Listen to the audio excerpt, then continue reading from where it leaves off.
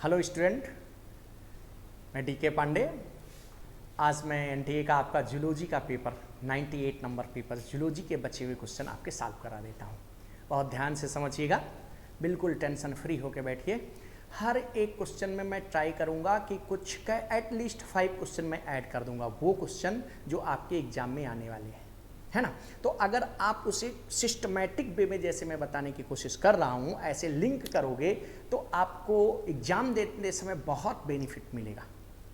इसलिए बिना टेंशन के आराम से इस वीडियो को देखिए और एक एक क्वेश्चन को करने की कोशिश करिए और अपने ब्रेन को, अपने नॉलेज को यहाँ पर ऐड करने की कोशिश करो। क्यों कहते हैं ना, एक क्वेश्चन हो और एनालिसिस हम कर पाएँ कम से कम 10 क्वेश्चन की।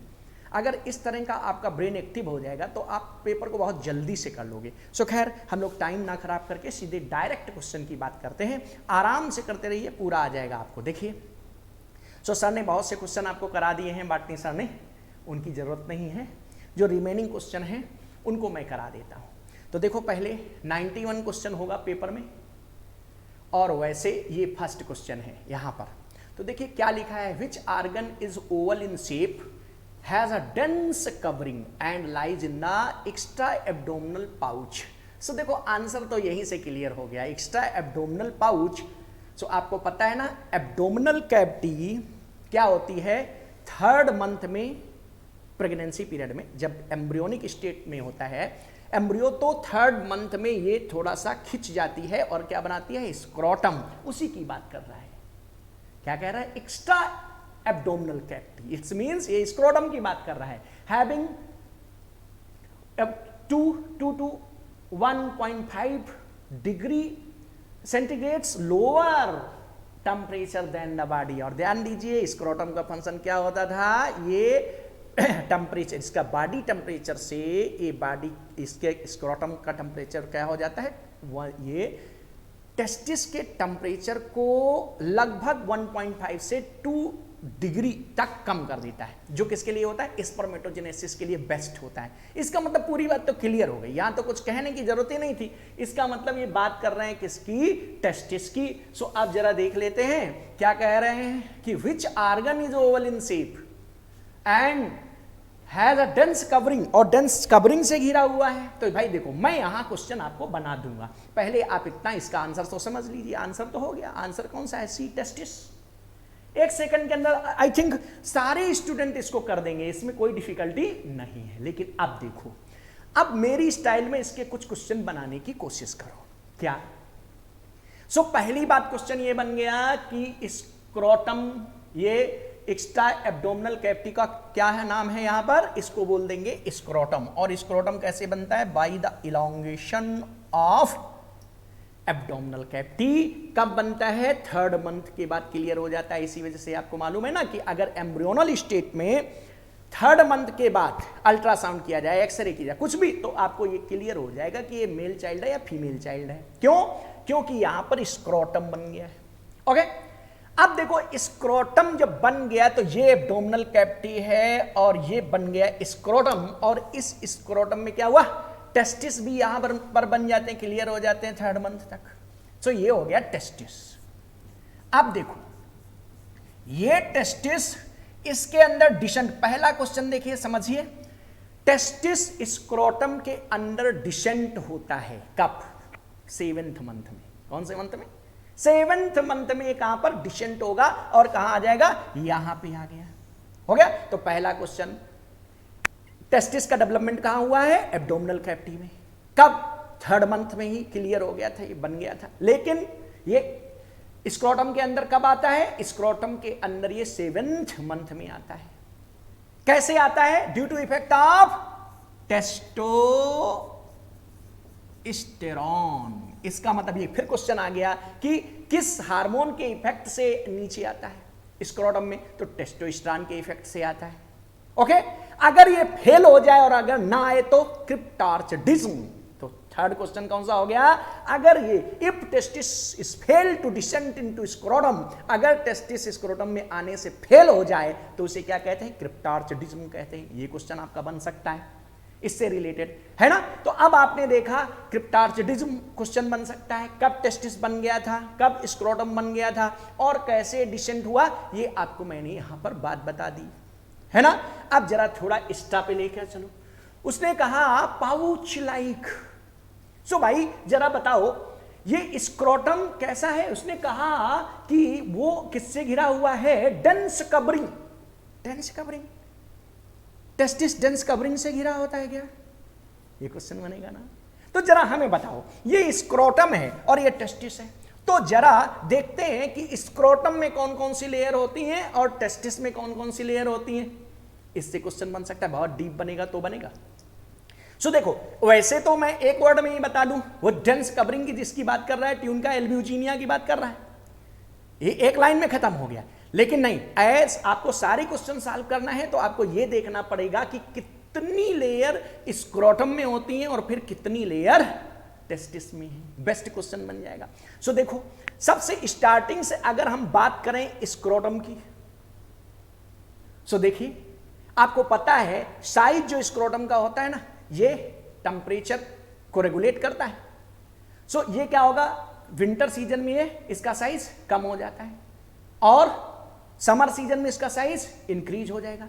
इंक्रीज होने की वजह से सरफेस एरिया बढ़ जाएगा। सो लॉस ऑफ टेम्परेचर होगा, टेम्परेचर को रेगुलेट कर देगा, है ना। तो ये इस तरह से करता है। इसमें कौन मदद करता है, कौन सी मसल मदद करती है। सो आपको पता है डार्टोज मसल और कौन सी होती है, क्रीमस्टर मसल। सो ये डार्टोज मसल और क्रीमस्टर मसल्स इस पे हेल्प करती हैं। तो जरा देखते हैं यहां पर सबसे पहले कि कौन कौन सी लेयर है। और देखो ये कैनाल भी पूछ ली जाती है, ट्यूब जो स्क्रोटम को एब्डोमिनल कैविटी से जोड़ने का काम करता है, उसका नाम क्या है, इंग्वेनल कैनाल। तो ये भी क्वेश्चन पूछा गया है, इंग्वेनल कैनाल। तो ये क्वेश्चन ये हो गया। अब देखो यहां पर लेयर की बात करें तो लेयर कौन कौन सी होती है। सबसे पहले होती है स्किन। स्किन के बाद कौन सा होगा, आप जरा बताइए। स्किन के बाद डार्टोज मसल।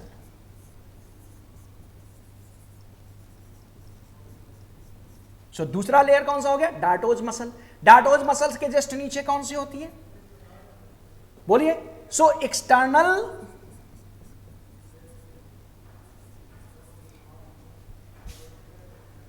Spermatic fascia.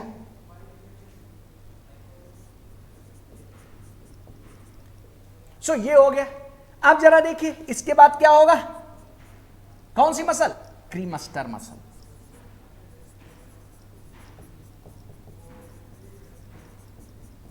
ये दो तरह की मसल बहुत इंपॉर्टेंट है ना। आप देखिए क्रीमस्टर मसल के बाद क्या हो गया।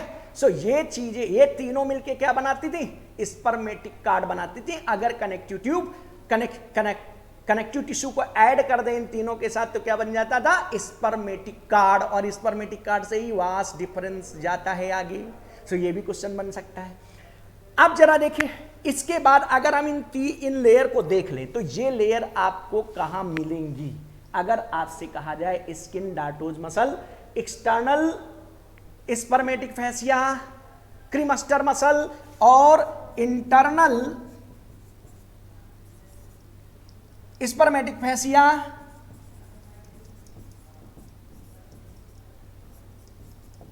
ये लेयर आपको कहां पर मिल गई, ये आपको मिलती हैं सबसे पहले अगर आपसे कहा जाए तो ये मिलेंगी आपको स्क्रोटम में। अब जरा शुरू, तो यहां तक हो गया ये क्या, स्क्रोटम की। अब जरा देखिए स्क्रोटम के नीचे क्या, अब नीचे आ रहा है टेस्टिस। तो जरा देखते हैं टेस्टिस में कौन कौन सी लेयर होंगी, बताओ सबसे पहले टेस्टिस की कौन सी लेयर होती है। ये क्वेश्चन आपसे आ जाएगा। तो अगर आपसे कहा जाए कि टेस्टिस, स्क्रोटम के नहीं, अब बात हम कर रहे हैं किसकी, कि टेस्टिस की सबसे पहली लेयर कौन सी होगी, बताओ। सो ट्यूनिका वेजनेलिस, सुना होगा सब लोगों ने, ट्यूनिका वेजनेलिस होती है। सो अब आ गई इसके बाद ट्यूनिका वेजनेलिस। और यही ट्यूनिका वेजनेलिस जो होगी ना, इस ट्यूनिका वेजनेलिस के दो पार्ट होते हैं। क्यों, इसके जस्ट नीचे होती है ट्यूनिका एल्ब्यूजिनिया।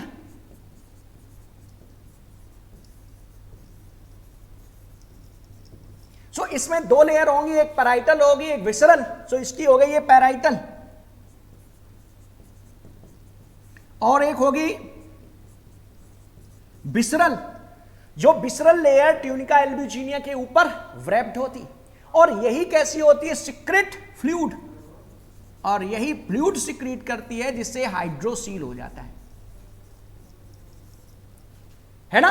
सो इस तरह से आपने देखा कौन सी लेयर है? हाइड्रोसील। इसका मतलब अगर हम हाइड्रोसील, अब देखो tapping, hydrocele tapping, hydrocele tapping क्या होता है? हम इंजेक्शन की हेल्प से फ्लूइड निकाल लेते हैं हाइड्रोसील का।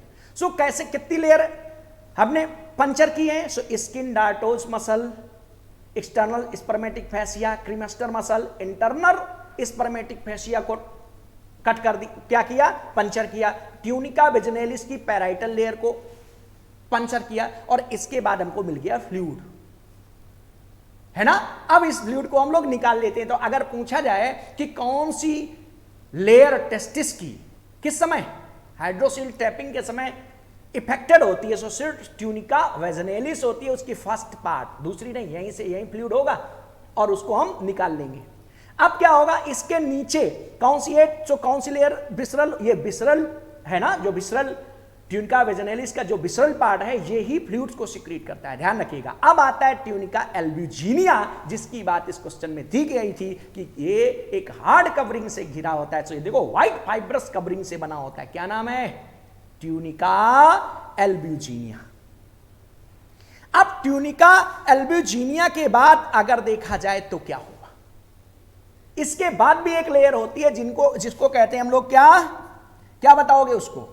अगर इसके बाद की लेयर की बात करें, सो उसके बाद कौन सी लेयर थी? ये अगर बात किया जाए तो वेजिनेलिस है। कौन सी होगी? सो लास्ट होगी वेजिनेलिस। सो ट्यूनिका वेजिनेलिस आ जाएगी।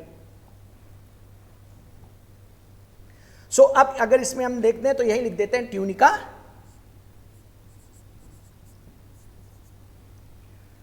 यहां कौन सी थी? वेजिनेलिस। ये क्यों थी? एल्ब्यूजिनिया। और अब कौन सी हो गई? Visceral layer. सो क्या कहोगे? ट्यूनिका, क्या बोल दें? वैस्कुलेरिस।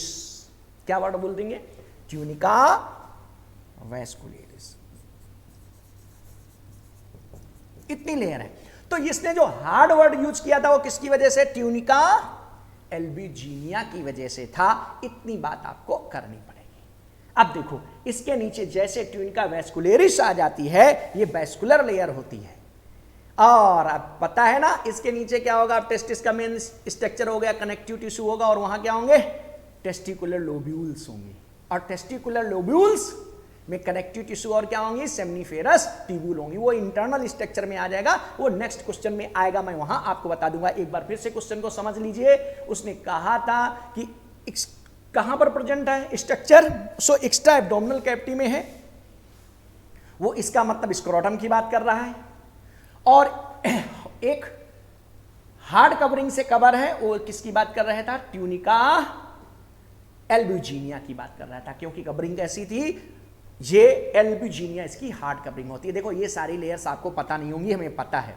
तो आप सोच रहे होगे अरे ये क्या है, कहाँ से आ गया? लेकिन भाई देखो, अगर आप सब क्वेश्चन सॉल्व करना चाहते हो तो कहीं कहीं थोड़े से वर्ड ये आपको पता है, ये 3rd मंथ में तक बन जाते हैं दोनों, लेकिन 7th मंथ में डिसेंट होता है टेस्टोस्टेरोन के इफेक्ट से। अगर टेस्टोस्टेरोन नहीं होगा सो डिसेंट नहीं होगा, और ऐसी कंडीशन को हम लोग क्या कहा करते हैं? क्रिप्टार्चिडिज्म कहते हैं। ये भी आपको पता है। इन्गुइनल कैनाल भी आपको पता है।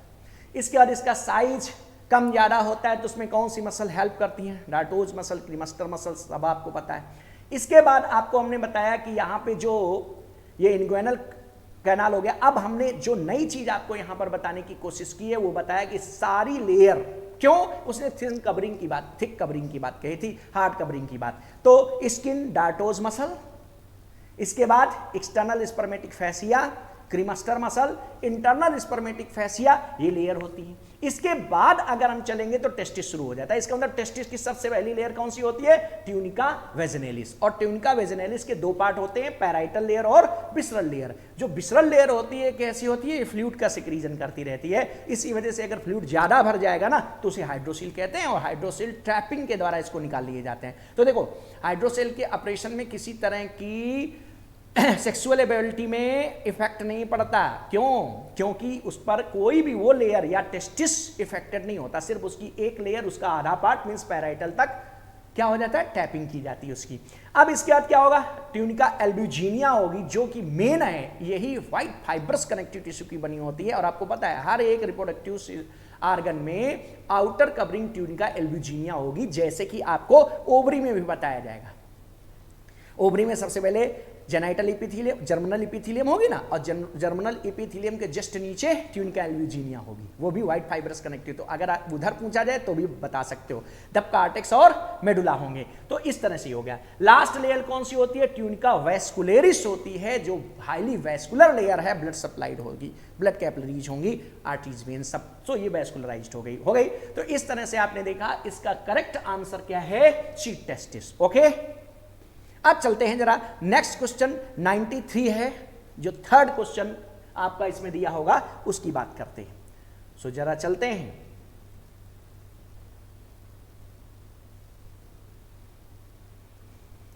Jail electrophoresis is used for, देखिए कितना बढ़िया सा क्वेश्चन आ गया, जेल इलेक्ट्रोफोरोसिस।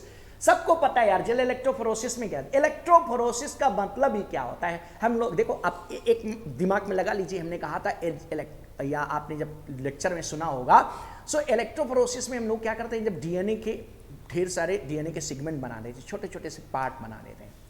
सो जब रिस्ट्रक्शन एंडोन्यूक्लियस से उसको ब्रेक करते हैं तो छोटे छोटे से सेगमेंट बन जाते हैं ना, तो उन सेगमेंट को हम लोग क्या करते हैं, एक ट्यूब के अंदर रखते हैं और एक तरफ उसमें कैथोड लगाते हैं, एक तरफ एनोड, और उनके उसके अंदर क्या करते हैं, एग्रोथ जेल भर देते हैं, सॉलिड टाइप की भरते हैं उसमें, और उसी पर हम लोग लगा देते हैं क्या, पीएच स्केल। और पीएच स्केल मतलब पीएच के बैंड बना दिए जाते हैं। और क्या करेंगे, आपका जो डीएनए होता है वो कैसा होता है, किस चार्ज का होता है। सो आपको पता है कि डीएनए कैसा होगा, निगेटिव इंचार्ज होगा, तो उसको किस तरफ लगा देते हैं, कैथोड की तरफ रख देते हैं। और जैसे ही हम इलेक्ट्रिक करंट पास करते हैं, सो ये धीरे धीरे मूव करना शुरू करता है, किधर, एनोड की तरफ जाता है, और डिफरेंट पीएच पर क्या होगा, डिफरेंट पीएच पर न्यूट्रलाइज होकर ये सेटल हो जाएगा ना। इसी को क्या कहते हैं, इलेक्ट्रोफोरोसिस। और जेल इलेक्ट्रोफोरोसिस टेक्निक ही हो गई। तो इस जेल इलेक्ट्रोफोरोसिस टेक्निक में आपने देखा था कि यहां पर मेन क्या था, पीएच की वजह से ऐसा हुआ,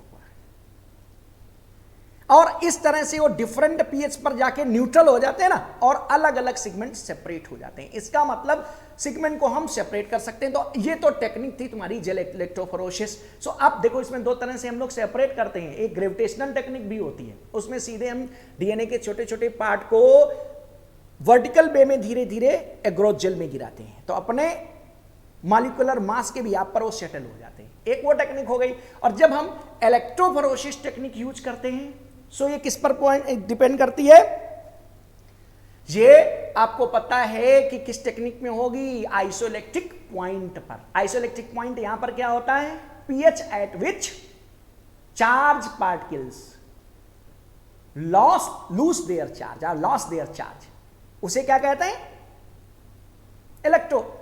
सो उस पॉइंट पर, इस पॉइंट में जहां पे वो जाके सेटल हो जाते हैं, वहीं पर हम जाएंगे।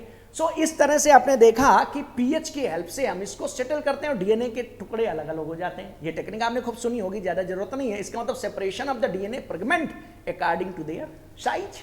क्यों, छोटा है डीएनए का साइज या बड़ा है, वो दोनों तरह से आप चाहे ग्रेविटेशनल टेक्निक से कर लो, चाहे जेल इलेक्ट्रोफोरोसिस टेक्निक से कर लो। जेल इलेक्ट्रोफोरोसिस पहले ऐसे करते हैं, तो इसमें क्या होता है, इस तरह से चलते हैं, हॉरिजॉन्टल वे में सेपरेट हो जाते हैं। फिर इसको उठाकर क्या करेंगे, वर्टिकल प्लेट में डालेंगे। तो जब वर्टिकल प्लेट में डालेंगे तो ये कैसे वर्टिकल वे में सेपरेट हो गए, अपनी किसके भी यहाँ पर, साइज के भी यहाँ पर सेपरेट हो गए। तो इसका मतलब जेल इलेक्ट्रोफोरोसिस ऐसी टेक्निक है जिसमें हम डीएनए के सेगमेंट को क्या कर सकते हैं, उनकी साइज के भी यहाँ पर सेपरेट कर सकते हैं। तो ये हो गया। इसका मतलब कुछ सोचना नहीं है, आंसर तो क्लियर है। लेकिन अब जरा देखो, और ये क्यों गलत थे, जरा इसको देखते हैं। सो क्या है, construction of the recombinant DNA by the joining with the cloning vector. नहीं भाई, उसमें तो हम लाइगेज एंजाइम को यूज करके क्या करते हैं, अपने टारगेट जीन्स को वेक्टर के साथ कनेक्ट कर देते हैं, है ना। तो वो तो चीज अलग हो गई। Construction of the recombinant DNA बनाना है, वो चीज अलग हो गई।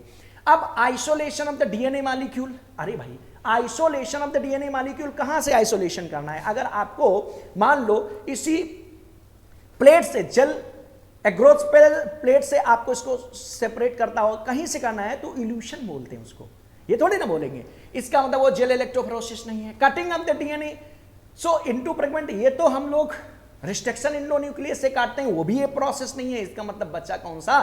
Separation of the DNA fragment according to their size. So हर एक को थोड़ा थोड़ा सा समझ लोगे तो आपको पता चल जाएगा कि कैसे कैसे हम करते हैं। ये क्यों नहीं है आपने देखा, उसमें कुछ नहीं है, उसमें तो हम अपने टारगेट जीन्स को किसके साथ ऐड कर देते हैं? वेक्टर के साथ ऐड कर देते हैं with the help of the ligase. Final उसमें 5 एंजाइम्स होंगे, उनमें लाइगेज ये काम करेगा। Isolation of the DNA molecule, so DNA molecule को आइसोलेट करना है तो सोर्स से आइसोलेट करना होगा, तो क्या करेंगे? वो चीज अलग हो गई, लाइसिन टाइप के एंजाइम यूज करेंगे।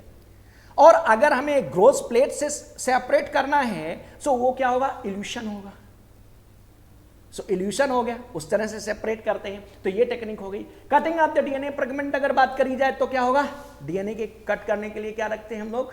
उसमें हम लोग रिस्ट्रिक्शन इंडोन्यूक्लियस का यूज करते हैं, तो वो भी अलग है, ये सब नहीं है। इसका मतलब इलेक्ट्रोफोरेसिस टेक्निक से ही हम डीएनए के सेगमेंट को उनके साइज की बिहाफ पर सेपरेट कर सकते हैं, है ना? तो ये क्लियर है, मैं बना के भी बता देता लेकिन बहुत टाइम आपका यूज हो जाएगा। चाहो तो आप कर सकते हो। कैसे? जरा सा देख लेते हैं, ज्यादा नहीं बनाऊंगा। सो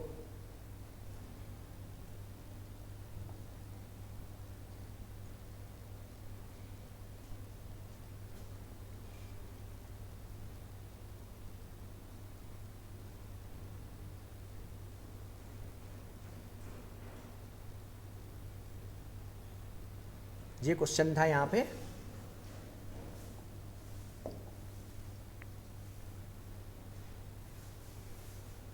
सो इसको अब रब कर देते हैं, कोई जरूरत नहीं है इस पार्ट की, अब यहां पर लिखते हैं। सो देखो इस तरह से फ्रेगमेंट अकॉर्डिंग, सो ये देखो अगर इसमें बनाना होता है हम लोगों को तो ऐसे बना देते हैं। देखो जेल इलेक्ट्रोफोरेसिस में हम लोग ये करते हैं ना, इधर कैथोड बना देते हैं, इधर मान लो हमने एनोड बना दिया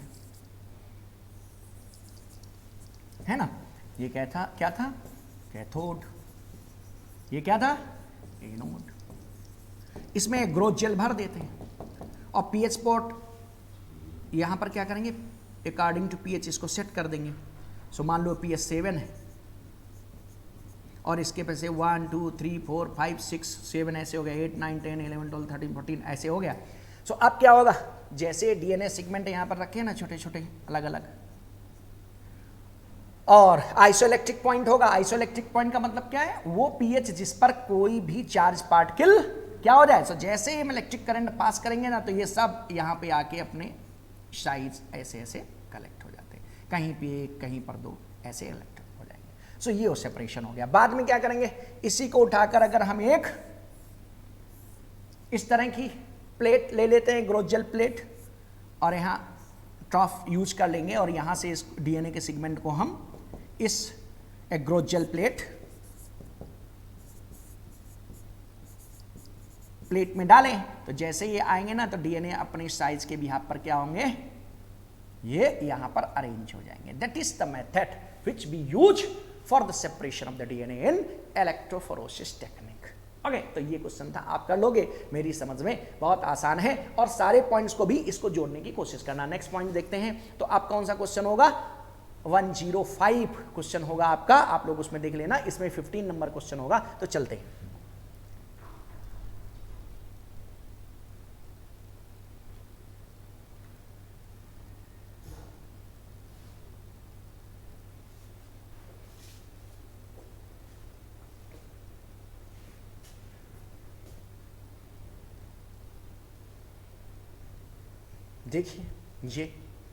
देखिए बहुत बहुत अच्छा क्वेश्चन है, बहुत सिंपल भी है, डिफिकल्ट नहीं है, आप लोग कर सकते हो, लेकिन थोड़ा कंफ्यूजिंग है ना? तो आप कैसे करोगे? देखो इसको ध्यान देते हैं, क्या लिखा है? When the different structure evolve, different structure evolve बोला है, स्ट्रक्चर की बात करिए भाई, है ना? वो इवोल्व हुए, ओके अच्छी बात है। इन द सेम डायरेक्शन, एक डायरेक्शन में, वो इसका मतलब स्ट्रक्चर सिमिलर नहीं है, वो सेम डायरेक्शन पर क्या हुए? इवोल्व हो गए हैं due to adaptation to similar need, क्योंकि उनकी नीड सिमिलर थी। It is then refer to as, इसका मतलब क्या है, मान लो जैसे बटरफ्लाई को उड़ना था, उसके पास फैदर वाले विंग्स तो नहीं है, लेकिन विंग्स तो हैं, काइटिन के बने हैं। अब तो इसका मतलब उसका ये बटरफ्लाई का विंग हो गया। अगर इसमें हम देखें कि इसकी बात अगर हम ऐसे करें कि इसको भी रब कर देते हैं। अब देखो ये बटरफ्लाई का विंग है, ये किसका बना है, काइटिन का बना हुआ है, लेकिन इसने एडाप्ट किया किसके लिए, उड़ने के लिए। अब दूसरा जरा देखें स्ट्रक्चर है, फिर किसी बैट को, किसको, बैट। बैट में स्किन फोल्ड होता है, बैट का जो स्किन फोल्ड होगा वो भी क्या करता है, उसको भी एडाप्टेशन के लिए उड़ने में मदद कर दे रहा है। और बर्ड, एक आपने कोई बर्ड ले लिया, उसका जो फेदर विंग्स है वो भी है, ये तीनों हेल्प कर रहे हैं किस पे, उड़ने में। क्यों, इनको सिमिलर नीड है, उड़ने की नीड है ना। अब इसका मतलब क्या हुआ, सिमिलर वर्ड अब यहां पर जोड़ लो। क्या वर्ड जोड़े यहां पे, तो इस तरह से वर्ड को जोड़ेंगे तो क्या मतलब हुआ, when different type of the structure, क्यों, काइटिन के बने हुए विंग्स, मतलब वो फ्लैप एंड जो जुड़ के क्या बना रहे हैं, विंग्स बना रहे हैं। स्किन का फोल्ड क्या हो रहा है, डिफरेंट डायरेक्शन में आके क्या बन रहा है, evolve in the same direction, similar direction में विंग्स बने। आप उसको भी कहते हो कि बैट का विंग, वो विंग्स है क्या, स्किन है। और तीसरा क्या हो गया, अब आपने देखा सिर्फ फेदर, किसका, बर्ड का जो फेदर से बना हुआ विंग्स था वो रियल विंग्स था। इसका मतलब ये सब कैसे हैं, डिफरेंट हैं, लेकिन सब एक साथ क्या हुए, चेंज हो गए अपनी नीड के बिहाफ पर, एक डायरेक्शन में चले गए हैं। Adaptation to the similar need, it is then refer to as, इसको क्या कहेंगे, तो बताओ, स्ट्रक्चर की बात कर रहा है वो, इवोल्यूशन की बात नहीं कर रहा। अगर हम कहते हैं कि कौन सा इवोल्यूशन हो जाता, तो वो कन्वर्जेंट इवोल्यूशन होता। किस इवोल्यूशन को शो करते हैं, कन्वर्जेंट। इसका मतलब वो इवोल्यूशन की बात नहीं कर रहा है, वो कह रहा है adaptation to similar need, it is then refer to as. इसे क्या कहोगे, इसे होमोलॉजी कहोगे या एनालॉजी, तो क्लियर हो गया ये क्या है, एनालॉजी है ना। तो ऐसे का एनालॉगस आर्गन होंगे, और इसको हम, इस एडाप्टेशन को एनालॉजी बोलते हैं, है ना, इस एडाप्टेशन को एनालॉजी बोलते हैं। उसी तरह से अगर दूसरा होता कि इंटरनल स्ट्रक्चर सिमिलर होते, बस फंक्शन डिफरेंट हो जाते, तो क्या कहते, होमोलॉजी कहते, तब वो डाइवर्जेंट इवोल्यूशन को शो करता। तो यहां पर क्या है, कन्वर्जेंट। इसका मतलब अगर इवोल्यूशन पूछता तो फर्स्ट, लेकिन उसने क्या पूछा है, उन्हें क्या रिफर करेंगे, एनालॉजी करेक्ट आंसर होगा। इसमें ज्यादा आपको सोचने की जरूरत नहीं है। होमोलोगस, एनालोगस एक बार आप ध्यान से पढ़ लोगे। से एनालोगस आर्गन किस तरह का इवोल्यूशन शो करते हैं, कन्वर्जेंट, ओके। और होमोलोगस आर्गन किस तरह का करते हैं, डाइवर्जेंट। ये आपको दो वर्ड याद होने चाहिए। लेकिन उन स्ट्रक्चर्स को क्या, जहां पर यहां पूछा है ना, refer to as, analogy and homology, क्योंकि स्ट्रक्चर की स्टडी की बात कर रहा है, एवोल्यूशन की नहीं कर रहा। अगर एवोल्यूशन की बात करता तो फिर हम वो उनमें से सेलेक्ट करते और ये हो जाता, है ना। तो इस तरह से आप ये आंसर कर सकते हो, इसमें डिफिकल्टी नहीं है, आप कर सकते हो। अब 108 नंबर क्वेश्चन को देखते हैं। 108 नंबर क्वेश्चन में अगर हम लोग चलेंगे तो जरा देखते हैं।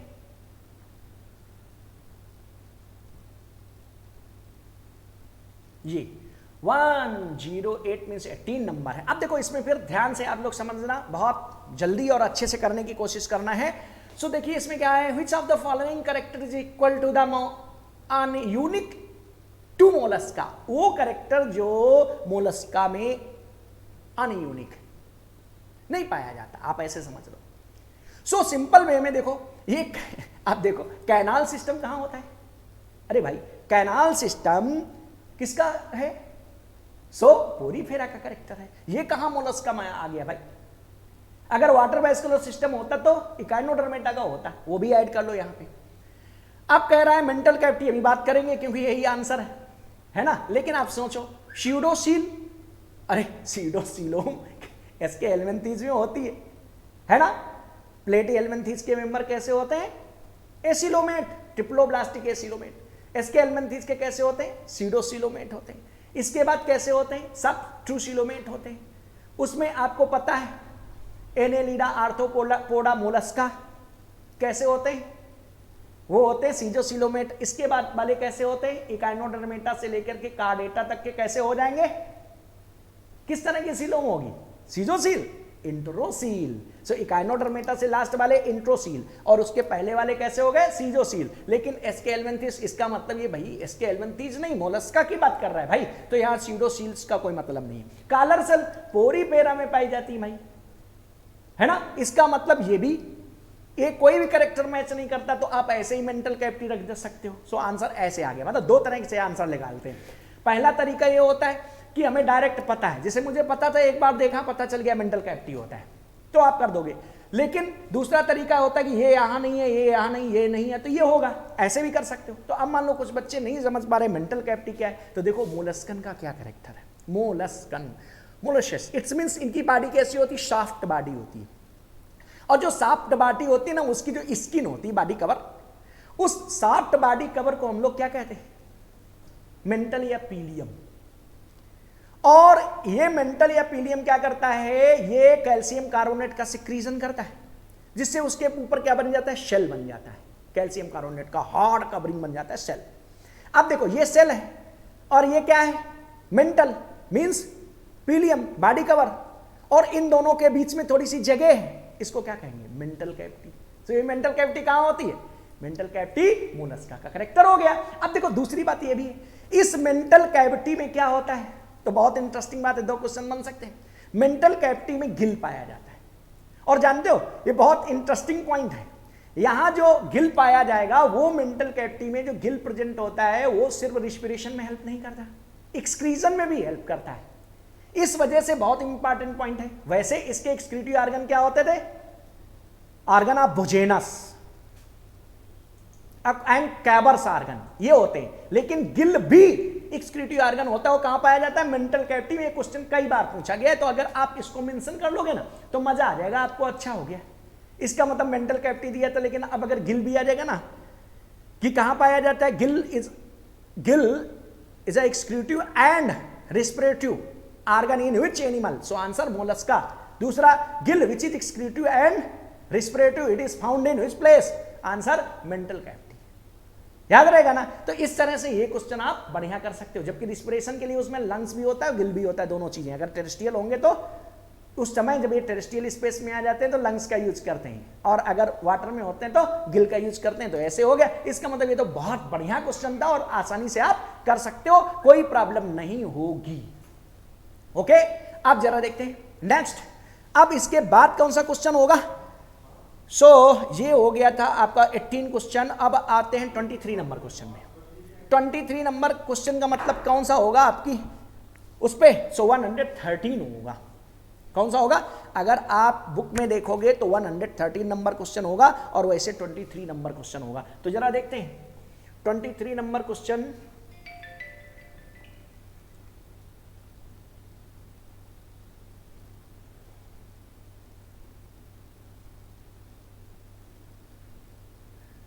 ओके, 23 नंबर क्वेश्चन आ गया। देखिए क्या है। Which of the contraceptives release mineral ion to inhibit the mortality of the sperm? मैंने उधर पढ़ लिया, इधर लिखा है।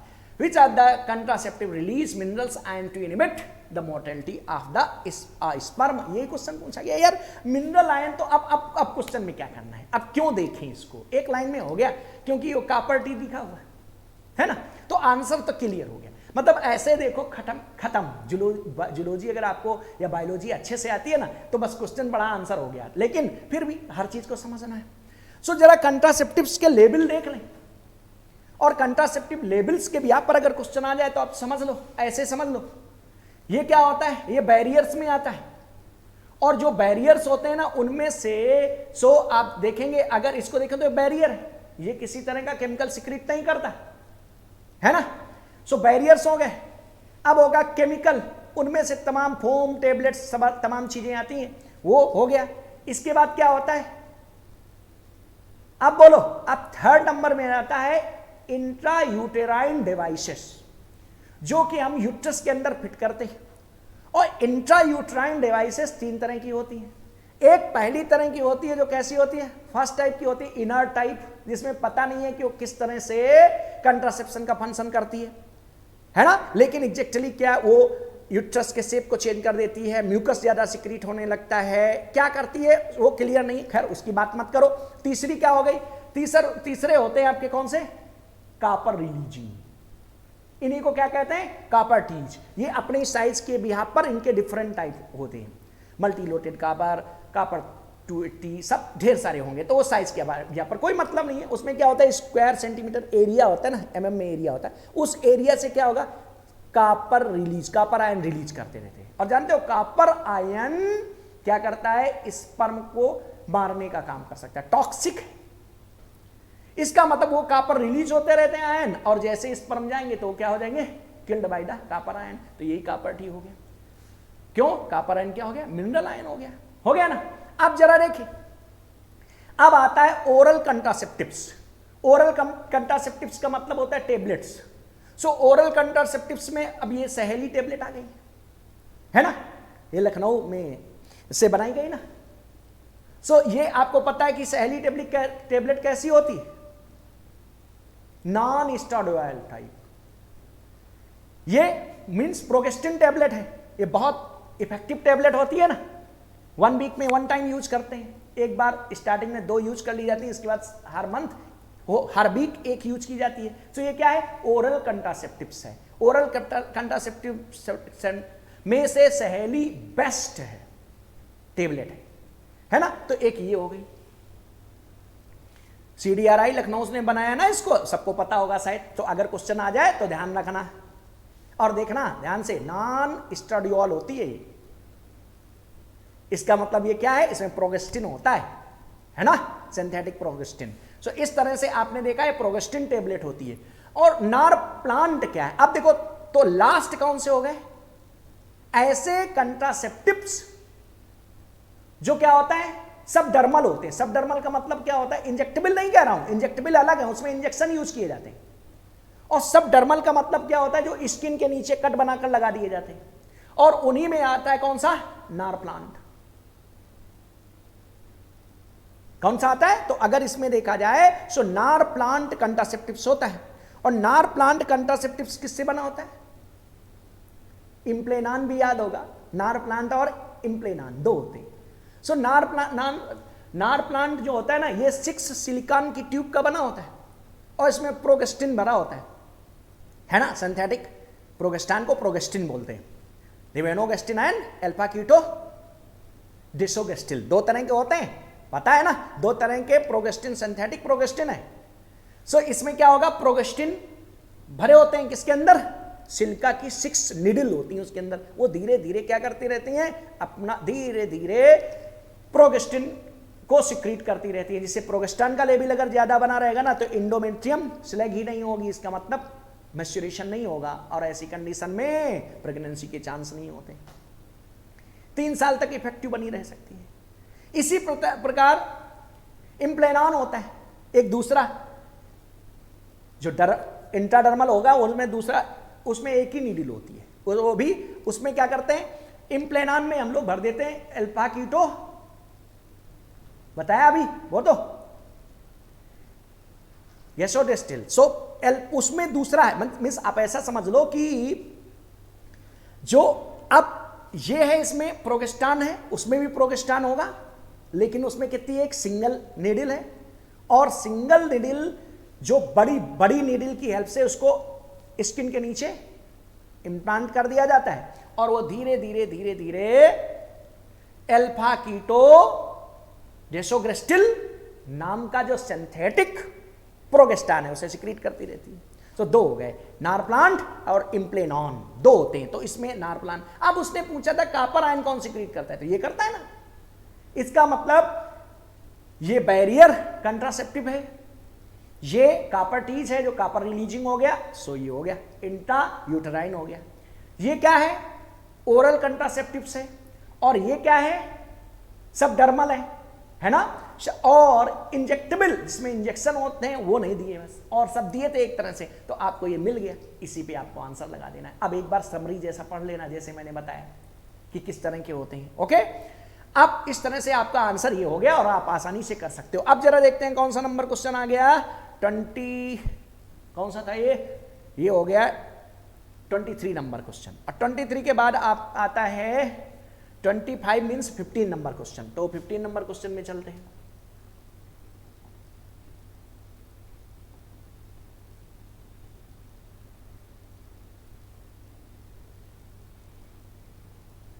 अब देखो, silencing of mRNA has been used in production of transgenic plant. Very good. Resistance to, अब देखो अगर हम ट्रांसजेनिक प्लांट की बात करें, उनके रेजिस्टेंस के लिए ऐसा बनाया जाता है, तो उसमें क्या यूज करते हैं?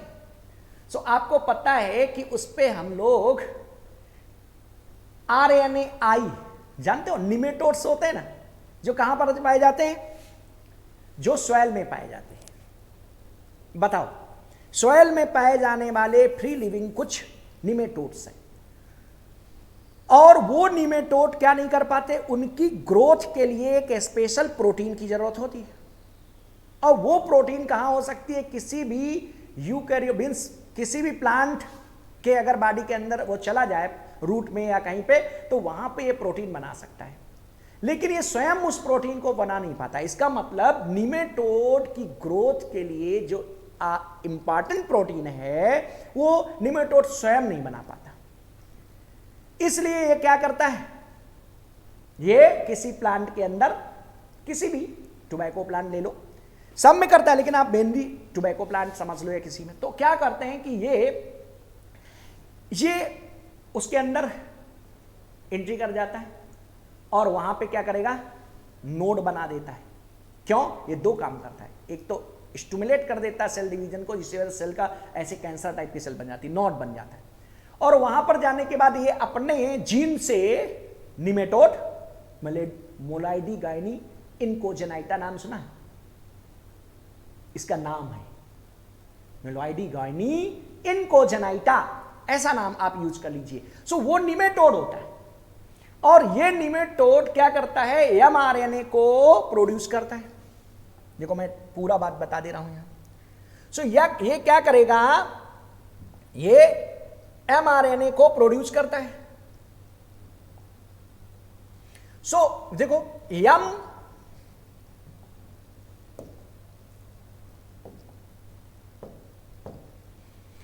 एमआरएनए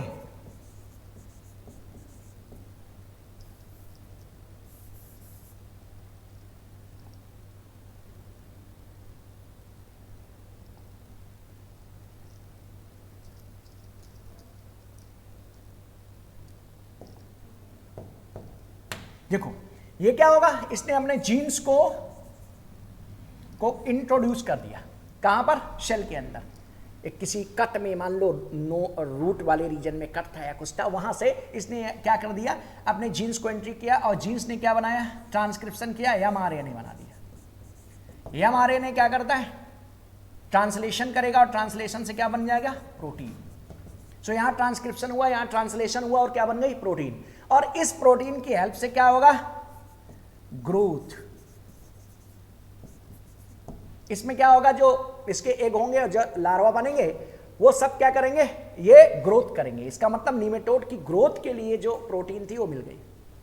अब जरा देखिए, साइंटिस्ट क्या करते हैं? साइंटिस्ट इस जीन्स को लैब में तैयार कर सकते हैं, या इसको निकाल लो, और इस जीन्स को देखिए ध्यान से, लैब में क्या करेंगे? इस जीन्स को प्लांट के अंदर इंट्रोड्यूस किया गया, और प्लांट के अंदर इंट्रोड्यूस कराने के बाद इसका ट्रांसलेशन कराएंगे। क्या कराएंगे? Translation of transcription of both gene, both stand, इसके दोनों स्टैंड का ट्रांसलेशन करा दिया जाए। क्या हो गया? डबल स्टैंडर्ड आरएनए बन जाएगा। इस डबल स्टैंडर्ड आरएनए में मान लो एक ये स्टैंड है, ये 3 to 5 है, और ये 5 to 3 है। दोनों स्टैंड थे इसमें, दोनों स्टैंड का ट्रांसलेशन करा, डबल स्टैंडर्ड आरएनए बन गया। ये बना सकता है। आप ध्यान दीजिएगा, ये प्लांट में हमने जीन्स इंट्रोड्यूस करा दिया था और इस तरह से डिजाइन किया है, डबल स्टैंडर्ड आरएनए दोनों को ये क्या करेगा, ट्रांसक्रिप्शन करेगा। अब क्या हुआ, जब इस प्लांट, ये ट्रांसजेनिक प्लांट है, इस ट्रांसजेनिक प्लांट के अंदर कोई भी निमेटोड एंट्री करेगा तो क्या बनाएगा, एमआरएनए सिंगल स्टैंडर्ड, जो क्या करेगा, प्रोटीन का फॉर्मेशन करेगा। लेकिन जैसे ये सिंगल स्टैंडर्ड, मान लो ये सिंगल स्टैंडर्ड एमआरएनए ऐसा था, इसमें ये कौन सा है, 3 to 5 है, 3 to 5 स्टैंड था। तो अब देखो इसका अपोजिट स्टैंड कौन सा होगा, 5 to 3, तो ये वाला स्टैंड इसके सामने आ जाएगा, कौन सा, ये वाला स्टैंड 5 to 3, और इधर उसका कौन सा था, 3 to 5। तो ऐसी कंडीशन में ये डबल स्टैंडर्ड जो था, इसका ये वाला स्टैंड कौन सा था, 3 to 5। सो इसने क्या किया, इसके इस स्टैंड ने इसको साइलेंट कर दिया। अब बताओ ये डबल स्टैंडर्ड एमआरएनए हो जाएगा, इधर का तो स्टैंड बना ही था। तो ऐसी कंडीशन में जो डबल स्टैंडर्ड आरएनए बन जाएगा, अब ये ट्रांसलेशन नहीं कर सकता। इसी को कहते हैं क्या, आरएनए आई इनहिबिशन कर दिया उसने, कर दिया ना, इस वजह से प्रोटीन की सिंथेसिस नहीं होगी। अब ऐसी कंडीशन में आपकी फसल बच जाएगी। तो बहुत सिंपल से तरीके से समझ लीजिए, क्या है आरएनए साइलेंसिंग। सो आरएनए साइलेंसिंग में कुछ निमेटोड, अब देखो यार निमेटोड की बात कर दी, ये बालवार्म, व्हाइट रस्ट और ये बैक्टीरियल लाइट्स, ये तो बेकार है, इनसे कोई मतलब नहीं है, तो अलग चीज हो गई। ये दो ही बच रहे थे जो आपको आरएनए साइलेंसिंग में आ सकते थे, एमआरएनए में यहां कंफ्यूज हो सकते थे। सो यहां पर तो याद है क्राइजीन्स का यूज करते हैं, यूज करते हैं ना, वो मैं आगे बताऊंगा कौन सा क्राइजीन इसके अपोजिट यूज किया जाता है। आई ए फर्स्ट ए बी कह सकते हो, या आई ए बी, ये यूज करते हैं गॉलवार्म के अपोजिट। सो इस तरह से हो तो क्राइजीन्स का मामला होता है उसमें। यहां निमेटोड, सो यहां साइलेंसिंग की बात कर रहे थे। सो साइलेंसिंग के लिए हम लोग कैसे यूज करते हैं, आपने समझ लिया होगा कि निमेटोड हमारी फसल को खराब ना कर पाए। क्यों, क्योंकि ये अपनी ग्रोथ के लिए प्रोटीन का फॉर्मेशन नहीं कर सकते। इसके लिए आजकल जो ट्रांसजेनिक जीन्स बनाए गए हैं उसमें आरएनए आई यूज किया जाता है, और जैसे ये आरएनए आई का यूज करेंगे ना, तो ये क्या करेगा, इस समय ये टेक्निक सबसे इंपॉर्टेंट चल रही है, क्योंकि जो बॉडी में एड्स वायरस या कोई भी वायरस है उसकी एक्टिविटी को साइलेंट किया जा सकता है डबल स्टैंडर्ड आरएनए से। तो ध्यान रखना, अब क्वेश्चन तुम्हारा ये पूछा जाएगा कि साइलेंसिंग एमआरएनए, ये देखो एमआरएनए था ना जो बना, इसको साइलेंट किसने किया है, डबल स्टैंडर्ड आरएनए ने, ये क्वेश्चन पूछा जाएगा। सो जब हम जीन्स को इंट्रोड्यूस करते हैं ना प्लांट में एग्रोबैक्टीरियम की हेल्प से, सो ये जीन्स इस तरह से करना है कि इसके दोनों को, दोनों स्टैंड, इस जीन्स, ये जीन्स तो डीएनए है, उसके दोनों स्टैंड का क्या हो, ट्रांसक्रिप्शन होना चाहिए, एक का नहीं दोनों। इसका मतलब डबल स्टैंडर्ड आरएनए आपको चाहिए साइलेंसिंग के लिए। तो साइलेंसिंग के लिए किस तरह का आरएनए यूज किया जाता है, डबल स्टैंडर्ड। किसको साइलेंट करता है, सिंगल स्टैंडर्ड एमआरएनए, जो कौन बनाएगा, निमेटोड बनाएगा। क्लियर हो गया ना, ये पॉइंट बहुत बच्चों को क्लियर नहीं है, ध्यान रखना। आजकल मॉडर्न टेक्निक है, आजकल इसी पर बहुत रिसर्च चल रही है। किस बात के लिए, कि और जितने वायरस, हर में यही होगा ना, एमआरएनए बनेगा पहले, फिर प्रोटीन बनेगी। सो हम क्या करें, अगर हम इसको यहां पर रोक दें, मैसेंजर एमआरएनए को अगर रोक दें, इसको साइलेंट कर दें, तो आगे का प्रोसेस रुक जाएगा। सो जितनी वायरस डिसीज हैं जिन पर हम अभी तक रिसर्च कर रहे हैं, उन पर सब में इस टेक्निक का यूज किया जा रहा है। खैर बहुत है, बस आप इतना याद कर लेना, इस साइलेंसिंग में डबल स्टैंडर्ड आरएनए यूज किया जाता है और निमेटोड के लिए है ना। अब चलते हैं नेक्स्ट। अब नेक्स्ट में देखा जाए तो कौन सा क्वेश्चन हो गया आपका। सो नेक्स्ट में अगर चला जाए तो क्वेश्चन कौन सा होगा, देखिए क्वेश्चन नंबर आपका हो गया 23, 25, 15, 150। सो 25 नंबर क्वेश्चन होगा शायद, देखते हैं एक बार 25 क्वेश्चन क्या था, यही तो नहीं था, हाँ ये तो 25 हो गया।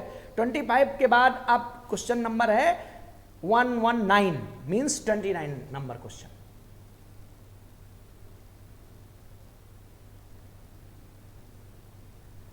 देखिए so how many of the following structures are found in the primary sex organ of the male? So देखो पहला क्वेश्चन, देखो क्वेश्चन पे क्वेश्चन है, बड़ा इंटरेस्टिंग पेपर है, आप मतलब डिफिकल्ट नहीं है लेकिन इंटरेस्टिंग है। उसने क्या कहा है, how many of the following structures are found in the primary sex organ of the male? तो पहले तो यही समझ लो प्राइमरी सेक्स ऑर्गन क्या होते हैं, प्राइमरी और सेकेंडरी। तो देखो प्राइमरी रिप्रोडक्टिव ऑर्गन या सेक्स ऑर्गन वो होते हैं those which can produce gamete and hormone both, जो गैमीट भी बनाए और हार्मोन्स। मेरे लेक्चर को जिसने किया होगा उन लोगों को सबको पता है, मैं और सब लोग बताते हैं प्राइमरी रिप्रोडक्टिव ऑर्गन्स वो होते हैं जो क्या करते हैं, गैमीट्स और हार्मोन्स दोनों बनाते हैं। इसका मतलब मेल में क्या हो गया, टेस्टिस, और फीमेल में क्या हो गया, ओवरी। क्लियर? क्यों?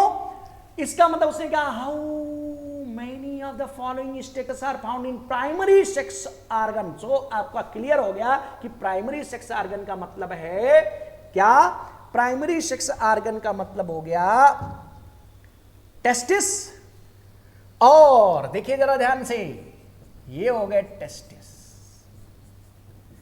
क्यों टेस्टिस को प्राइमरी सेक्स ऑर्गन कहते हैं? सपोज दैट अब ये क्वेश्चन आ जाए कि testis is known as primary sex organ, क्यों? बिकॉज इट प्रोड्यूस, क्या प्रोड्यूस करता है, गैमीट प्लस हार्मोन।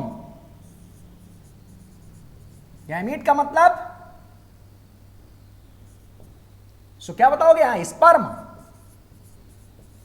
और हार्मोन्स,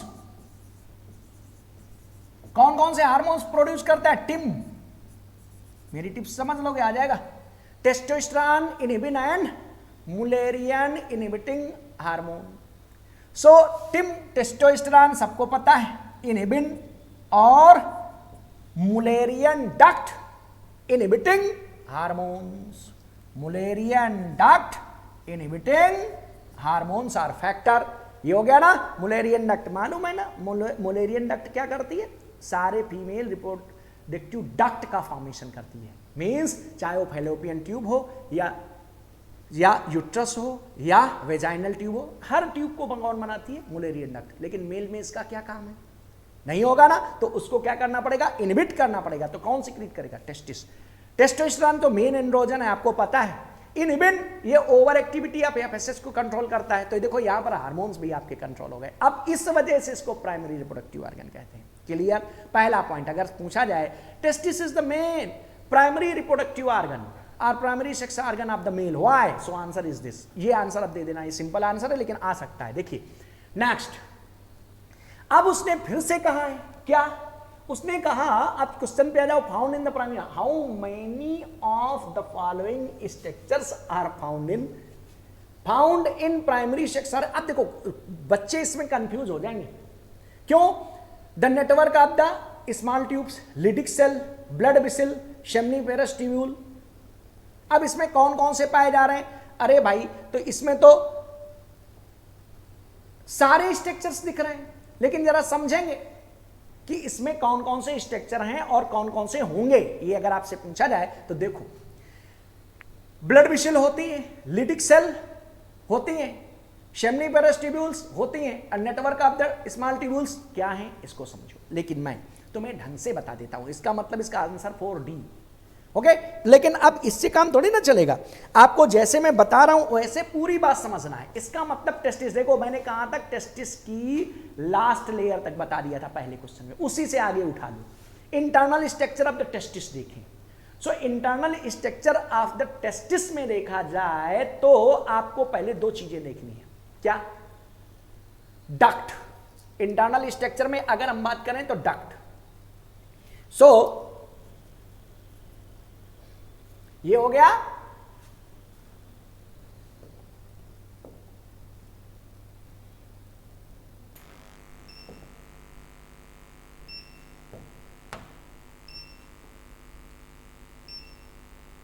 ये पार्ट को खत्म कर देता हूं, फिर लिखता हूं। सो अब जरा देखिए, ये टेस्टिस है। अब जरा देखो, टेस्टिस को अगर देखा जाए तो इसको कितने पार्ट में डिवाइड कर सकते हो, देखो ध्यान से। रिप्रोडक्टिव ऑर्गन्स को अगर बांटे तो प्राइमरी रिप्रोडक्टिव ऑर्गन टेस्टिस था और दूसरे होते हैं डक्ट। सो ये हो गया टेस्टिस, और क्या है, डक्ट। डक्ट कितने तरह की होती है, देखो जरा ध्यान से। डक्ट को अगर देखा जाए तो इंट्रा टेस्टिकुलर, ऐसे क्वेश्चन आ जाएगा, इंट्रा टेस्टिकुलर और एक्स्ट्रा टेस्टिकुलर। इंट्रा टेस्टिकुलर, अब देखो टेस्टिस के अंदर क्या होता है, तो इसको जरा ध्यान दो। टेस्टिस में क्या होगा, टेस्टिकुलर लोब होंगे, इधर लिख देता हूं। टेस्टिस में क्या होगा, ये मान लो टेस्टिस है, टेस्टिस में क्या होंगे, लोब्स, और लोब किससे बने होंगे, लोब्यूल से। दो लोब्स होते हैं, लोब्यूल्स। कितने लोब्यूल होते हैं, तो आपको पता है 250 से 300 लोब्यूल्स होते हैं, और हर एक लोब्यूल्स में क्या होता है, 1 से 3 सेमिनिफेरस ट्यूब्यूल होती है। ओके, सो पहला आंसर तो ये हो गया, सेमिनिफेरस ट्यूब्यूल टेस्टिस के अंदर पूछ रहा था ना, तो सेमिनिफेरस ट्यूब्यूल मिल गई। अब देखो सेमिनिफेरस ट्यूब्यूल आगे की तरफ आके क्या बनाती है, सेमिनिफेरस ट्यूब्यूल जिनका नंबर कितना हो गया, इनका नंबर वैसे 750 से आप 1000 तक करना। ओके, ये हो गया, ये सेमिनिफेरस ट्यूब्यूल का नंबर है, अगर क्वेश्चन ऐसे पूछ लिया जाए। अब क्या होगा, सेमिनिफेरस ट्यूब्यूल आगे की तरफ चल करके कुछ स्ट्रेट ट्यूब बनाती, सीधी ट्यूब बनाती, क्या बोलते हैं उनको, ट्यूबुली रेक्टी।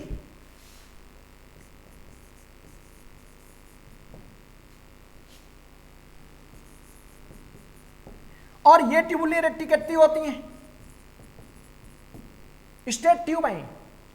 और ये ट्यूबुली रेक्टी क्या करेंगी, ध्यान से, ट्यूबुली रेक्टी आगे चलकर क्या बनाएंगी, ट्यूबुली रेक्टी आगे posterior side of the testis, अगर टेस्टिस के पीछे की तरफ चले जाए तो क्या बना देगी, ये रेक्टिकुलर स्ट्रक्चर बनाते हैं, और उन्हें क्या कहते हैं, रेटी टेस्टिस, रेटिकुलर टेस्टिस। और इन रेटी टेस्टिस मीन्स ये ऐसी इस तरह के स्ट्रक्चर्स हो जाते हैं, देखो ये ट्यूब्स हैं, एक दूसरे को ऐसे काटती हैं, एनमोस्टिंग चैनल। अब इन्हीं के अंदर ये समझ लो कि ये ट्यूब स्ट्रेट थी, इन्होंने क्या बनाया है, रेटिकुलर स्ट्रक्चर बनाया है, जिसे हम रेटी टेस्टिस कैसे, वैसे इसको और भी दूसरे ढंग से मैं समझा सकता था, लेकिन आप डायरेक्ट समझो। ये कहाँ होते हैं, टेस्टिस के बैक साइड में। और इन्हीं रेटी टेस्टिस से क्या निकलता है, इन रेटी टेस्टिस से बाहर निकलती हैं वासा इफरेंसिया। आप देखो ट्यूबुली रेटी, रेटी टेस्टिस और वासा डिफरेंशिया, ये क्या हो गए, अगर हम इनको देखें तो क्या हो गए, ये इंट्राटेस्टिकुलर स्ट्रक्चर है। क्यों, वासा डिफरेंशिया, आधी वासा डिफरेंशिया उसके अंदर है और आधी क्या हो रही, टेस्टिस से बाहर आ रही है।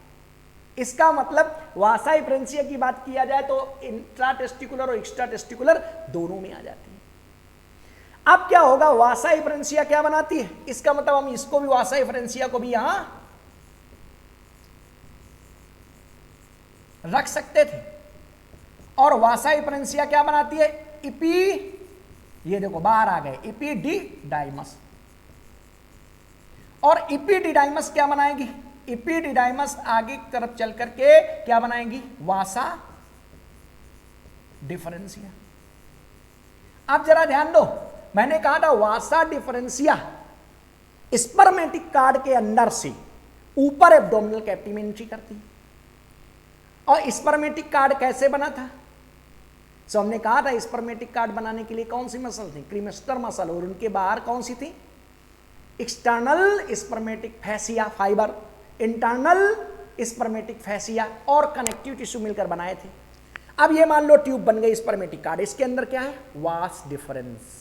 और इसके साथ जब कोई भी लिविंग स्ट्रक्चर होगा तो उसके साथ ब्लड वेसल जरूर होंगी, arteries, when, so blood vessel हो गई और नर्व होंगी। इसका मतलब स्पर्मेटिक कार्ड के अंदर ये ट्यूब पाई जा रही है, वासा डिफरेंशिया। वासा डिफरेंशिया आगे की तरफ चलकर क्या बनाएगी, एम्पुला बनाती, और उसी में सेमिनल वेस्किल खुल जाते हैं जब एब्डोमिनल रीजन में, कहां पर, यूरेटर के, यूरिनरी ब्लैडर के पीछे पहुंच जाएंगे। और वही यूरिनरी ब्लैडर आगे की तरफ जो पॉइंटेड स्ट्रक्चर बनाता है उसे क्या कहते हैं, इजेकुलेटरी डक्ट। और इजैकुलेटरी डक्ट कहां पर लीड करता है? यूरेथ्रा में। और यूरेथ्रा पे जब ये लीड करेगा ना, और यूरेथ्रा आगे की तरफ चल करके यूरेथ्रल ओपनिंग से बाहर खुल जाता है। इसका मतलब वासा डिफरेंशिया, एपिडिडाइमिस, वासा डिफरेंशिया, इजैकुलेटरी डक्ट और यूरेथ्रा, ये सब क्या है? बाहर है, टेस्टिस में नहीं है। लेकिन for the conduction of the sperm अगर पूछा जाता तो ये क्वेश्चन हम यहां कर देते कि स्पर्म के ट्रांसपोर्टेशन में कौन हेल्प करता है, तो आप इनका नाम ले लेते। लेकिन इंट्राटेस्टिकुलर की बात करें तो, इंट्राटेस्टिकुलर की बात करें जो अंदर पाई जाती हैं, तो क्या हो गया? देखो सेम्निफेरस ट्यूब्यूल पाई जा रही थी। ओके, अब सेम्निफेरस ट्यूब्यूल कहां होती हैं? ये लोब में होती हैं। और इस लोब्यूल्स में अगर देखा जाए तो क्या होगा? दो चीजें होती हैं, सेम्निफेरस ट्यूब्यूल प्लस कनेक्टिव टिश्यू। अब सेम्निफेरस ट्यूब्यूल की अगर वाल में देखा जाए, देखो ये सेम्निफेरस ट्यूब्यूल की वाल है। इसमें क्या होती हैं? ये जर्मिनल एपिथेलियम है। इसमें दो तरह की सेल होंगी, एक को क्या कहते हैं तो ध्यान रखना, इसमें सेम्निफेरस ट्यूब्यूल की जर्मिनल एपिथेलियम में अगर देखा जाए तो क्या होगा? सेम्निफेरस ट्यूब्यूल की जर्मिनल एपिथेलियम में दो तरह की सेल होती हैं। पहली सेल कौन सी होती है बताओ? Sertoli cell. क्या बोलेंगे? Sertoli cell. इनको सस टेंटाकुलर सेल भी कहते हैं और नर्स सेल भी कहते हैं, बहुत इंपॉर्टेंट सेल है। और साथ में कौन सी हो गई? जर्म सेल या स्पर्मेटोगोनिया सेल, जो क्या करती हैं? स्पर्म बनाती हैं। तो दो तरह की सेल हो गई। अब देखो जो लोब्यूल था ना, तो सेम्निफेरस ट्यूब्यूल के चारों तरफ ये कनेक्टिव टिश्यू है, और इस कनेक्टिव टिश्यू में ये सेल कौन सी हो गई? ये हो गई लिडिक सेल। कौन सी? ये देखो लिखी। सो यहां पर कनेक्टिव टिश्यू में पाई जाती हैं लिडिक सेल। और लिडिक सेल को और भी क्या कहते हैं? इंटरस्टिशियल सेल कहते हैं। ये लिडिक सेल क्या करती हैं? टेस्टोस्टेरॉन का सिक्रीजन करती हैं, टेस्टोस्टेरॉन। ओके, तो टेस्टोस्टेरॉन, इसका मतलब लिडिक सेल भी कहां हो गई? लोब्यूल के अंदर है, तो टेस्टिस के अंदर है। इसका मतलब देखो नेटवर्क को क्या कहते हैं? यहां पर आ जाओ, क्या बोलेंगे? यहां पर सेम्निफेरस ट्यूब्यूल और ये रेटी, कौन सा आ गया? रेटिटेस्टिस। सो अब यहां पर आपने देखा सबसे पहले सेम्निफेरस ट्यूब्यूल और ट्यूबुली रेटी। सो जब ट्यूबुली रेटी की बात करेंगे और ट्यूबुली रेटी के बाद क्या आ गया? तो ये ट्यूबुली रेटी ने बनाया क्या? रेटिटेस्टिस। इसकी बात कर रहा है। सो रेटिटेस्टिस हो गया ओवर। लीडिंग सेल आपको बता दिया होती है। ब्लड वेसल, अरे भाई वैस्कुलरिस है, और वैस्कुलरिस में क्या होगा? कनेक्टिव टिश्यू में यहां ब्लड वेसल होंगे ना। इसका मतलब सारे स्ट्रक्चर मिल गए। ये हो गया जिसे हम लोग क्या कह रहे हैं यहां पर? Rete testis, reticular structure. नेटवर्क बनाया किसने बनाया था? ट्यूबुली रेटी ने बनाया था।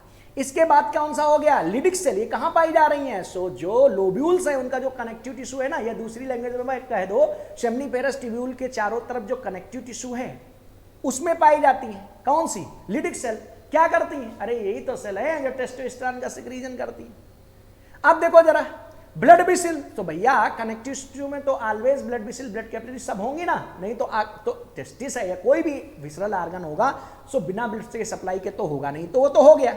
सेम्निफेरस tubule, so structural and functional unit of the testis क्या है? Seminiferous tubule. इसका मतलब all the structures are present here. लेकिन देखो इससे एक क्वेश्चन नहीं हुए, 10 क्वेश्चन हो गए, 10 क्वेश्चन। कैसे कैसे, कौन कौन सी इंट्रा टेस्टिकुलर डक्ट है, कौन सी एक्स्ट्रा टेस्टिकुलर डक्ट है, ध्यान से सिस्टमैटिक वे में आप लर्न कर लीजिए। इंट्रा टेस्टिकुलर डक्ट अगर कहा जाए तो कहां से शुरू करोगे? सो सबसे पहले आपको बताना होगा ट्यूबुली रेटी, फिर रेटी टेस्टिस, और क्या होगा? आदि वासाई फ्रेंसिया इनसाइड होती है इस टेस्टिस के, इस वजह से वासाई फ्रेंसिया भी इसी में आ जाएगी।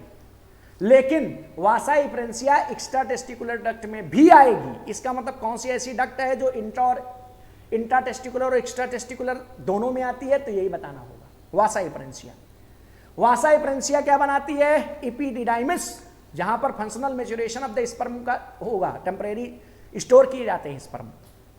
उसके पार्ट कितने हैं? कापट, काड़ा, और कापट, कार्पस और काडा, 3 पार्ट होते हैं, वो सब आपको पता होगा। तो उसके बाद क्या बनता है, वास डिफरेंस। वास कौन सा स्ट्रक्चर ऐसा है जो स्क्रोटम से फिर से एब्डोमिनल कैविटी में आता है, वासा डिफरेंशिया।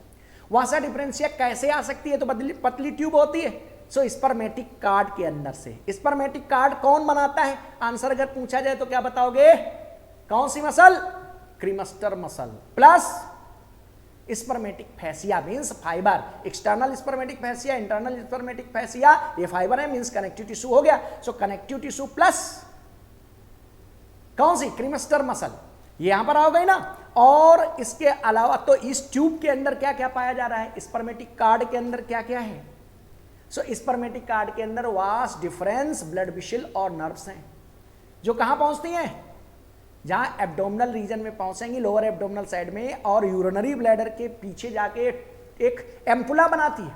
उस एम्पुला में कौन, सेमिनल वेस्किल लीड करती है, 2 सेमिनल वेस्किल, जो सबसे ज्यादा सेमिनल फ्लूइड बनाती है। कितना सेमिनल फ्लूइड बनाती है, 60 से 70% सेमिनल फ्लूइड कौन सिक्रीट करता है, सो 70% सेमिनल फ्लूइड कौन बना देगा, सो सेमिनल वेस्किल सिक्रीट करती है, और वही दोनों यहां पर एम्पुला वाले रीजन में खुलती हैं। एम्पुला का जो अगला ट्यूबुलर पार्ट होगा उसे क्या कहते हैं, एजेकुलेटरी डक्ट, और एजेकुलेटरी डक्ट कहां खुलता है, यूरेथ्रा में। जहां पर ये खुलता है वो प्रोस्टेट, वहां पर प्रोस्टेट ग्लैंड पाई जाती है, इसका मतलब posterior part of the urethra, वहां पर प्रोस्टेट ग्लैंड होगी, सिंगल प्रोस्टेट ग्लैंड होगी। याद रखिए क्वेश्चन बहुत पूछा जाएगा। और प्रोस्टेट ग्लैंड सिंगल होती है, लेकिन इसमें लगभग 30 छोटे छोटे लोब्स होते हैं, ओके। और ये लगभग 25% स्पर्मेटिकल फ्लूइड बनाती है ना। और इसके बाद जो सेकंड पार्ट आता है उसे क्या कहते हैं, मेम्ब्रेनस पार्ट ऑफ यूरेथ्रा, वहां पर काउपर्स ग्लैंड होती है, और वो लगभग 4 से 5% तक सेमिनल फ्लूइड बनाती है। और स्पर्म जो आ रहे थे वो सिर्फ 1% से 2% पार्ट सेमिनल फ्लूइड का बनाते हैं, लेकिन उसमें भी 200 से 300 मिलियन स्पर्म प्रेजेंट होते हैं, है ना। इतनी बात आपको पता होनी चाहिए, तो उधर का पूरा एक क्वेश्चन से रिलेटेड हो गया। जैसे भी क्वेश्चन आएंगे आप कर लोगे। कौन कौन सी डक्ट स्पर्म के कंडक्शन में मदद करती हैं, आप सब बता लोगे एक तरफ से। कौन सी इंट्राटेस्टिकुलर है, एक्स्ट्रा टेस्टिकुलर है, सब आ जाएगा, बस आप एक बार पूरा इसको कनेक्ट करने की कोशिश करना। ओके, चलते हैं नेक्स्ट क्वेश्चन में। सो नेक्स्ट क्वेश्चन कौन सा होगा जरा बताइए। सो अब हो गया आपका कौन सा, 29 क्वेश्चन हो चुका है। तो 29 के बाद 30 नंबर है, इसके जस्ट बाद क्वेश्चन है भाई। कौन सा है भाई, ये देखिए, Who among the following is not a naturalist?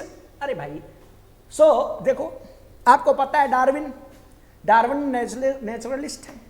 गैलपैगो में जाने का सब मिला ना इनको, कितने गैलपैगो में जाकर इन्होंने सब रिसर्च की, इनको बीगल से शिप से जाकर सब बहुत छोटी सी एज में इनको जाने को चांस मिल गया था, और 5 ईयर तक रहे। तो ये तो नेचुरलिस्ट हैं, ओके, कोई बात नहीं है। तो पहले वर्ड में लिखा जाता है कि Darwin is a naturalist, okay.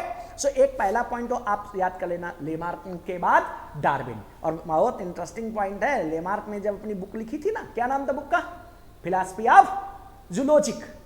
और इसी फिलॉसफी ऑफ जूलॉजिक बुक को जब कब लिखा था, 1809 में। और जिस साल इन्होंने लिखा था ना, उसी साल डार्विन की बर्थ हुई थी, है ना। सो ये बहुत इंटरेस्टिंग पॉइंट है। वो भी नेचुरलिस्ट हैं, ये भी नेचुरलिस्ट हैं। अब जरा देखो, वेलेस, आपने सुना होगा वेलेस चार्ट। जब डार्विन अपनी बुक को पब्लिश करने वाले थे ना, तो वेलेस ने एक चार्ट दिया था, और उस चार्ट में पूरे वही वर्ड थे, वही पॉइंट थे जो कि डार्विन वाली बुक में थे। इसी वजह से इन दोनों के पेपर को एक साथ पब्लिश करना पड़ा था, और इनको भी बहुत प्लेसेस पे, गैलपैगो और फ्रांस, बहुत से स्टेट पर, साउथ अमेरिका, सब घूमने को इनको भी मिला था। ये भी एक नेचुरलिस्ट थे। लेकिन मैल्थस कौन थे, ये इकोनॉमिस्ट है। इसका मतलब मैल्थस अलग हो गए, ओके। और क्या है, ये दोनों कैसे हैं, ये आपको नेचुरलिस्ट मिल गए, है ना। सो इस तरह से आप इसको कर सकते हो। सो ये एक क्वेश्चन है, बहुत सिंपल है, आसानी से आप कर सकते हैं।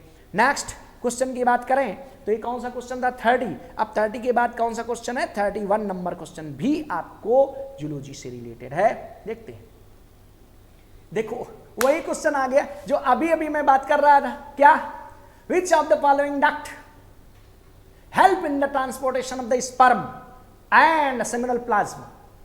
दिया है ना। अब अभी अभी मैं कह रहा था, वो क्वेश्चन भी दिया है। क्या कह रहा था मैं कि देखो इंट्राटेस्टिकुलर, एक्स्ट्राटेस्टिकुलर डक्ट सबकी बात कर लो, कंडक्शन में कौन हेल्प करेगा आप समझ लो। सो देखो वास डिफरेंशिया थे ना ब्रिटानिया 50-50, 50% इन 50% आउट, इसका मतलब ये भी स्पर्म को लाती है, ठीक है। क्यों? उसने एक बात ध्यान रखना, स्पर्म एंड सेमिनल प्लाज्मा दोनों वर्ड कही है तो बच्चे कंफ्यूज हो जाएंगे। अगर ये स्पर्म ना कहता, सिर्फ सेमिनल प्लाज्मा कह देता, तो सेमिनल वेसिकल से आप कंफ्यूज हो जाते, फिर वो बाद वाले की बात सोच लेते, लेकिन उसने कर दिया है स्पर्म एंड सेमिनल प्लाज्मा। इसका मतलब पूरा, तो अगर स्पर्म की बात करेंगे तो सीधे यार वहां से लेना पड़ेगा ना। कहां से? जैसे स्ट्रेट ट्यूब बनी, ट्यूबली रेट्टी, तब क्या बन गया? रेट्टी टेस्टिस। फिर इसके बाद कौन सा आ गया? वासा डिफरेंशिया। फिर कौन सा आ गया? एपिडिडाइमस। फिर कौन आ गया? Vas deferens. फिर कौन सा आ गया? Ejaculatory duct. फिर कौन आ गया? यूरेथ्रा। यही तो सिस्टम है ना, जरा देख लेते हैं। सो यहां पर कहां से शुरू किया गया? वासा डिफरेंशिया, इसका मतलब एक्स्ट्रा टेस्टिकुलर डक्ट से शुरू किया। चलो ठीक है, जहां से शुरू करें वहीं से ले लेते हैं। सो वासा डिफरेंशिया, एपिडिडाइमस, और इसके बाद वासा डिफरेंशिया। तो भाई कौन सा छोड़ पाओगे? कोई भी नहीं छोड़ पाएंगे, है ना। इसका मतलब आल हो गया ना। कितना इंटरेस्टिंग है वो, देखो उस एक्सप्लेनेशन से यहां फायदा मिल गया, डायरेक्ट आपका क्वेश्चन सॉल्व हो गया। तो देखो जितना एक बार अगर ठीक से क्लियर कर लोगे तो बहुत से क्वेश्चन आप सॉल्व कर सकते हो। चलते हैं नेक्स्ट क्वेश्चन कौन सा हो गया। अब अगर देखा जाए तो नेक्स्ट क्वेश्चन कौन सा होगा? ये 31 हो गया। 31 के बाद अब 33 नंबर क्वेश्चन है। सो जरा देखते हैं 33 नंबर क्वेश्चन में क्या दे दिया है भाई। Which of the following hormone is not a secretive product of the human placenta? Okay, very good. तो अब पहले एक बात सोचो, ह्यूमन प्लेसेंटा से कितने हार्मोन्स निकलते हैं इसको समझें, और तब हम कहीं टिक करें। ह्यूमन एससीजी लिखा हुआ है, और जानते हो एससीजी ही पहला हार्मोन्स होता है। कौन सा हार्मोन पहला होता है? एससीजी हार्मोन्स पहला होता है। इसको रब कर देते, खत्म। अब जरा देखो, सबसे पहले ह्यूमन प्लेसेंटा ने कौन कौन से हार्मोन्स सिक्रेट किए हैं? एचसीजी दिया हुआ है। अब कौन सा होगा?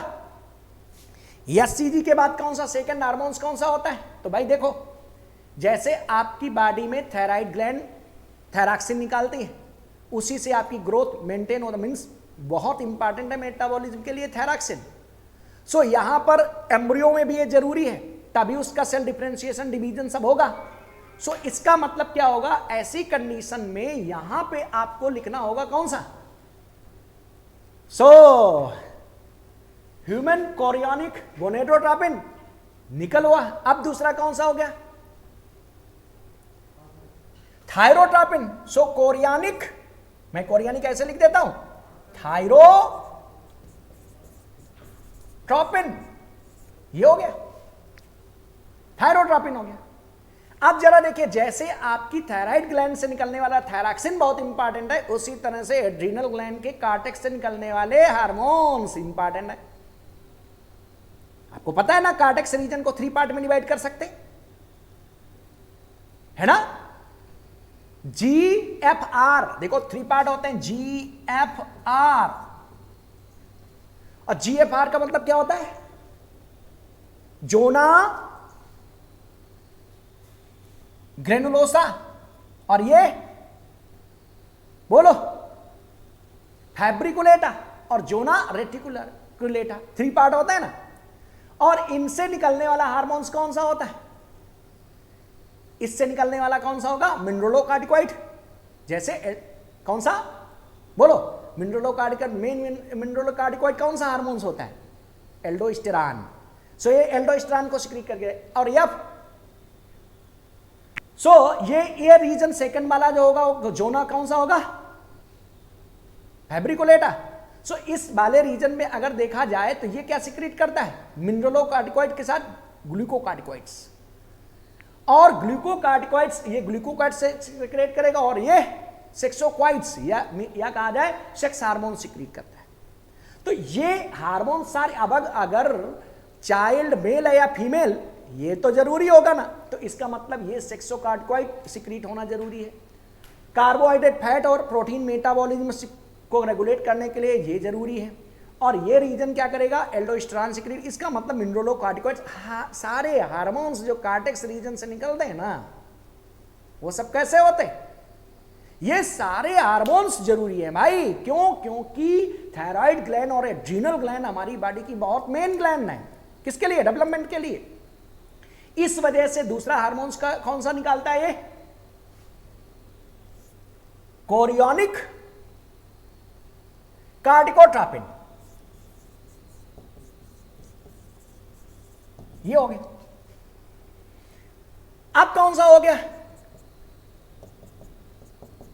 तीसरा, फोर्थ कौन सा हो गया, सोमेटोमेमोट्रोपिन।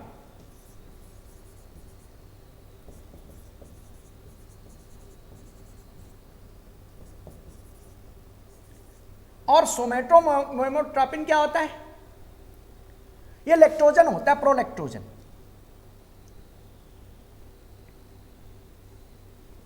प्रोलैक्टोजन, सो प्रोलैक्टोजन है ये, तो एक्चुअली अगर देखा जाए तो प्रोलैक्टिन टाइप होता है, लेकिन इसको प्रोलैक्टोजन यहां बोलते हैं। इस वजह से अब आंसर आपका यही होगा। क्यों? इसके बाद देखो, जो हार्मोन्स हमारी ओवरी सिक्रीट करती है फीमेल में, वही हार्मोन्स ये भी सिक्रीट करता है। इसका मतलब अगर हम कहें एस्ट्रोजन नहीं सिक्रीट करता है तो गलत हो जाएगा। प्रोजेस्टेरॉन नहीं सिक्रीट करता, गलत हो जाएगा। क्यों? ये तो बहुत जरूरी है।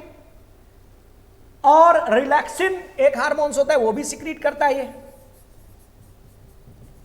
ओवरी भी सिक्रीट करती है, ये भी सिक्रीट करता है। कब? At the time of the birth. इसका मतलब ये एस्ट्रोजन में तो आप टिक ही नहीं कर सकते हो, प्रोजेस्टेरॉन में तो कर ही नहीं सकते, और ह्यूमन कोरियोनिक गोनेडोट्रोपिन ये तो पहला हार्मोन्स है जिससे आप प्रेगनेंसी टेस्ट कर पाते हो। तो अब बचा इसके दूसरे नाम के भी यहां पर, ये क्या है, सोमेटोमेमोट्रोपिन। ये मेमोट्रोपिन है, प्रोलैक्टिन नहीं है। इसका मतलब ये स्टिमुलेट करता है प्रोलैक्टिन के सिक्रीजन को, प्रोलैक्टिन नहीं है। इसी वजह से आंसर कौन सा हो गया? अब बताओ, कोई प्रॉब्लम है क्या? इसका नाम पूरा याद करो, सोमेटोमेमोट्रोपिन, तब आपको याद रहेगा। ये क्या करेगा, ये सोमेटोमेमोट्रोपिन है जो प्रोलैक्टिन के सिक्रीजन को स्टिमुलेट करेगा, या कहा जाए ये क्या कर, ये प्रोलैक्टिन नहीं सिक्रीट करता। तो इस तरह से आपने ये आंसर सही कौन सा होगा, प्रोलैक्टिन ही लगा सकते हैं। ओके, तो इस तरह से आपका ये क्वेश्चन हो गया। लेकिन ये सारे हार्मोन्स याद कर लेना, 7 हार्मोन्स जब याद कर लोगे तो आपको सही बात समझ में आ जाएगी कि किस तरह से कौन सा हार्मोन कहां से निकला था और क्या इसका फंक्शन था, आप उसको समझ सकते हो या नहीं। क्लियर? किसी बच्चे को कोई प्रॉब्लम नहीं होनी चाहिए मेरी समझ में। मैंने हर चीज इसमें बहुत ढंग से लगा दी है, हर चीज समझाने की कोशिश कर दी। ओके, अब जरा देखिए नेक्स्ट पॉइंट में चलते हैं। सो अब कौन सा क्वेश्चन है जरा देखिए। सो क्वेश्चन नंबर कौन सा हो गया, 33। सो 33 के बाद 35 में आ जाते हैं। सो जैसे 35 में चलेंगे,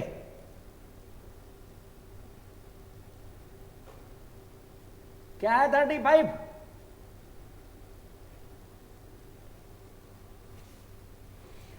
how many of the following hormones are sensitized by the hypothalamus. बस अब यहां फिर रुकना, जबरदस्त एक्सप्लेनेशन में करने वाला हूं, यहां मजा आ जाएगा। अगर इसको समझ लिया ना तो कई क्वेश्चन आप सॉल्व कर लोगे। उसने कहा हाइपोथैलेमस, मैंने क्वेश्चन कुछ नहीं पढ़ा, बस इतना नहीं, how many of the following hormones are sensitized by the hypothalamus. Hypothalamus के द्वारा कौन कौन से हार्मोन सिक्रीट किए जाते हैं। मैं एक वर्ड में पूछता हूं, आपको पता है हार्मोन हाइपोथैलेमस पूरे कितने हार्मोन सिक्रीट करता है? 9। ओके, कोई बात नहीं, मैं बताता हूं कितने, 9। अब उन 9 हार्मोन्स में कौन कौन से हैं और कौन कौन से नहीं हैं, यहां पर अब समराइज कर लेंगे, 2 मिनट बाद आ जाएगा। सो देखो, पहले बात करो पिट्यूटरी ग्लैंड की। पिट्यूटरी ग्लैंड का इंटीरियर लोब और पोस्टीरियर लोब। देखो पिट्यूटरी ग्लैंड है ना, सो अगर हम पिट्यूटरी ग्लैंड की बात करें, इसको खत्म करते हैं, अब आ जाते हैं हम अपना पिट्यूटरी ग्लैंड की बात करेंगे।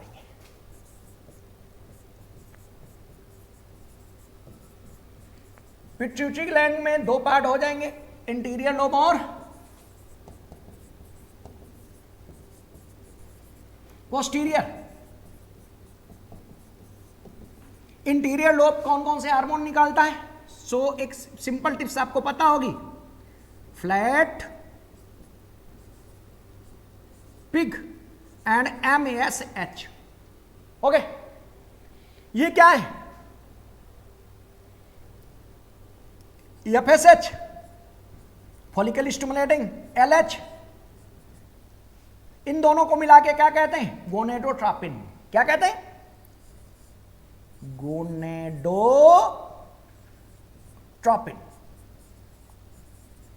क्यों? ये गोनेड्स को स्टिमुलेट करते हैं। FSH फॉलिकल के डेवलपमेंट में हेल्प करती है, सेमिनिफेरस ट्यूबुल के डेवलपमेंट में हेल्प करती है। LH क्या करता है? ल्यूटिनाइजिंग हार्मोन्स है, ये क्या करेगा? ओवल्यूशन पर हेल्प करता है और कार्पस हीमोराइजिया को कार्पस लुटियम में चेंज करता है और उसे स्टिमुलेट करता है। क्या सिक्रीट करने के लिए? प्रोगेस्टेरॉन सिक्रीट करने के लिए हेल्प करता है। इसी को मेल में क्या कहते हैं? ICSH,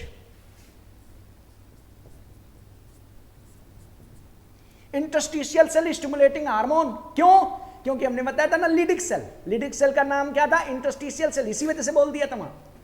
सो लिडिक सेल के डेवलपमेंट को स्टिमुलेट करता है। कौन? उसकी एक्टिविटी को कौन कंट्रोल करेगा? सो LH बोल दो या ICSH। सो ये interstitial cell means Leydig cell. तो ये क्वेश्चन कभी कभी पूछ लिया जाता है, कौन सा hormone pituitary hormones Leydig cell की एक्टिविटी को कंट्रोल करता है या इसको स्टिमुलेट करता है? सो देखो, L फॉर लिडिक और L फॉर LH, ऐसे याद कर लो। कौन सा हार्मोन्स इंटीरियर पिट्यूटरी का किसको? उधर फॉलिकल को स्टिमुलेट करता है, सो FSH। चलो, इधर सेमिनिफेरस ट्यूब्यूल को स्टिमुलेट करने वाला कौन सा है? तो भी आपको बताना पड़ेगा यार, FSH। सो ध्यान रखना, FSH किसको करेगा? ध्यान से, FSH जो सेमिनिफेरस ट्यूब्यूल में कौन सी सेल है? ध्यान दो, सेमिनिफेरस ट्यूब्यूल के अंदर जर्मिनल सेल थी और कौन सी थी? बोलो। तो सेल थी वहां पर जिसको हम लोग बोलते थे नर्स सेल। नर्स सेल्स का दूसरा नाम क्या था? सर्टोली। यस से शुरू है ना, और देखो एच में यस आ रहा है ना बीच में। सो FSH किसको स्टिमुलेट करता है?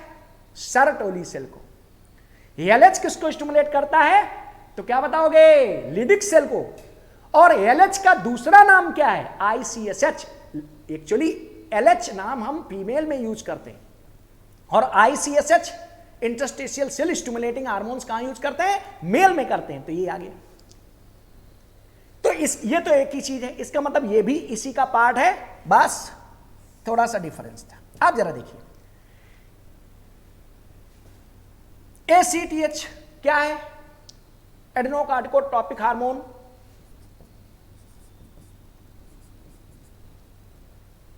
ये क्या है? TSH। ये क्या है? प्रोलैक्टिन। सो ये प्रोलैक्टिन हो गया। अब देखो,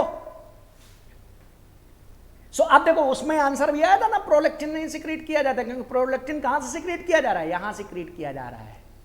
ओके, अब ये क्या है? ये मेन हार्मोन है, यही मेन हार्मोन होता है ग्रोथ हार्मोन। ये ग्रोथ हार्मोन है। एक ही हार्मोन्स होता है इंटीरियर पिट्यूटरी का जो डायरेक्ट काम करता है, वो कौन है? Growth hormone. ये मिडिल लूप से निकलता है, लेकिन आपको पता है MSH जो मिडिल लूप से निकलने वाला होता है ना, सो मिडिल लूप तो इंटीरियर लूप में मर्ज हो जाता है, इसी वजह से यहां पर हमने इसको लिख दिया है मेलानोसाइट स्टिमुलेटिंग हार्मोन।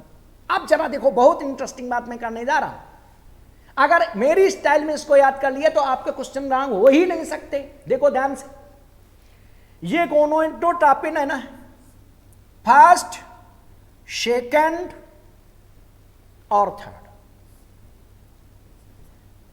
यहां तक के हार्मोन्स के लिए हाइपोथैलेमस सिर्फ रिलीजिंग हार्मोन सिक्रीट करता है, हाइपोथैलेमस। और यहां पर बचा प्रोलैक्टिन। इसके बाद बचा GH और ये बचा S, क्योंकि ये तो यही है, इसकी तो कोई बात ही नहीं है। सो अब देखो इन तीन के लिए सिर्फ रिलीजिंग हार्मोन्स निकालता है हाइपोथैलेमस।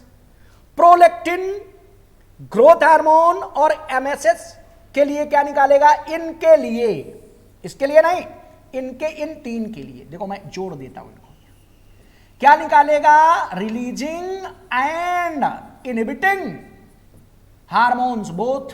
सो टोटल कितने हो गए? देखो यहां पर हो गए 1 2 3 और यहां कितने हो गए? 1 2 3 इंटू 2, क्योंकि रिलीजिंग और इनहिबिटिंग दोनों हो गए तो कितने हो गए? 6 यहां हो गए, 3 यहां हो गए, सो 3 यहां और 6 यहां, तो टोटल कितने हो गए?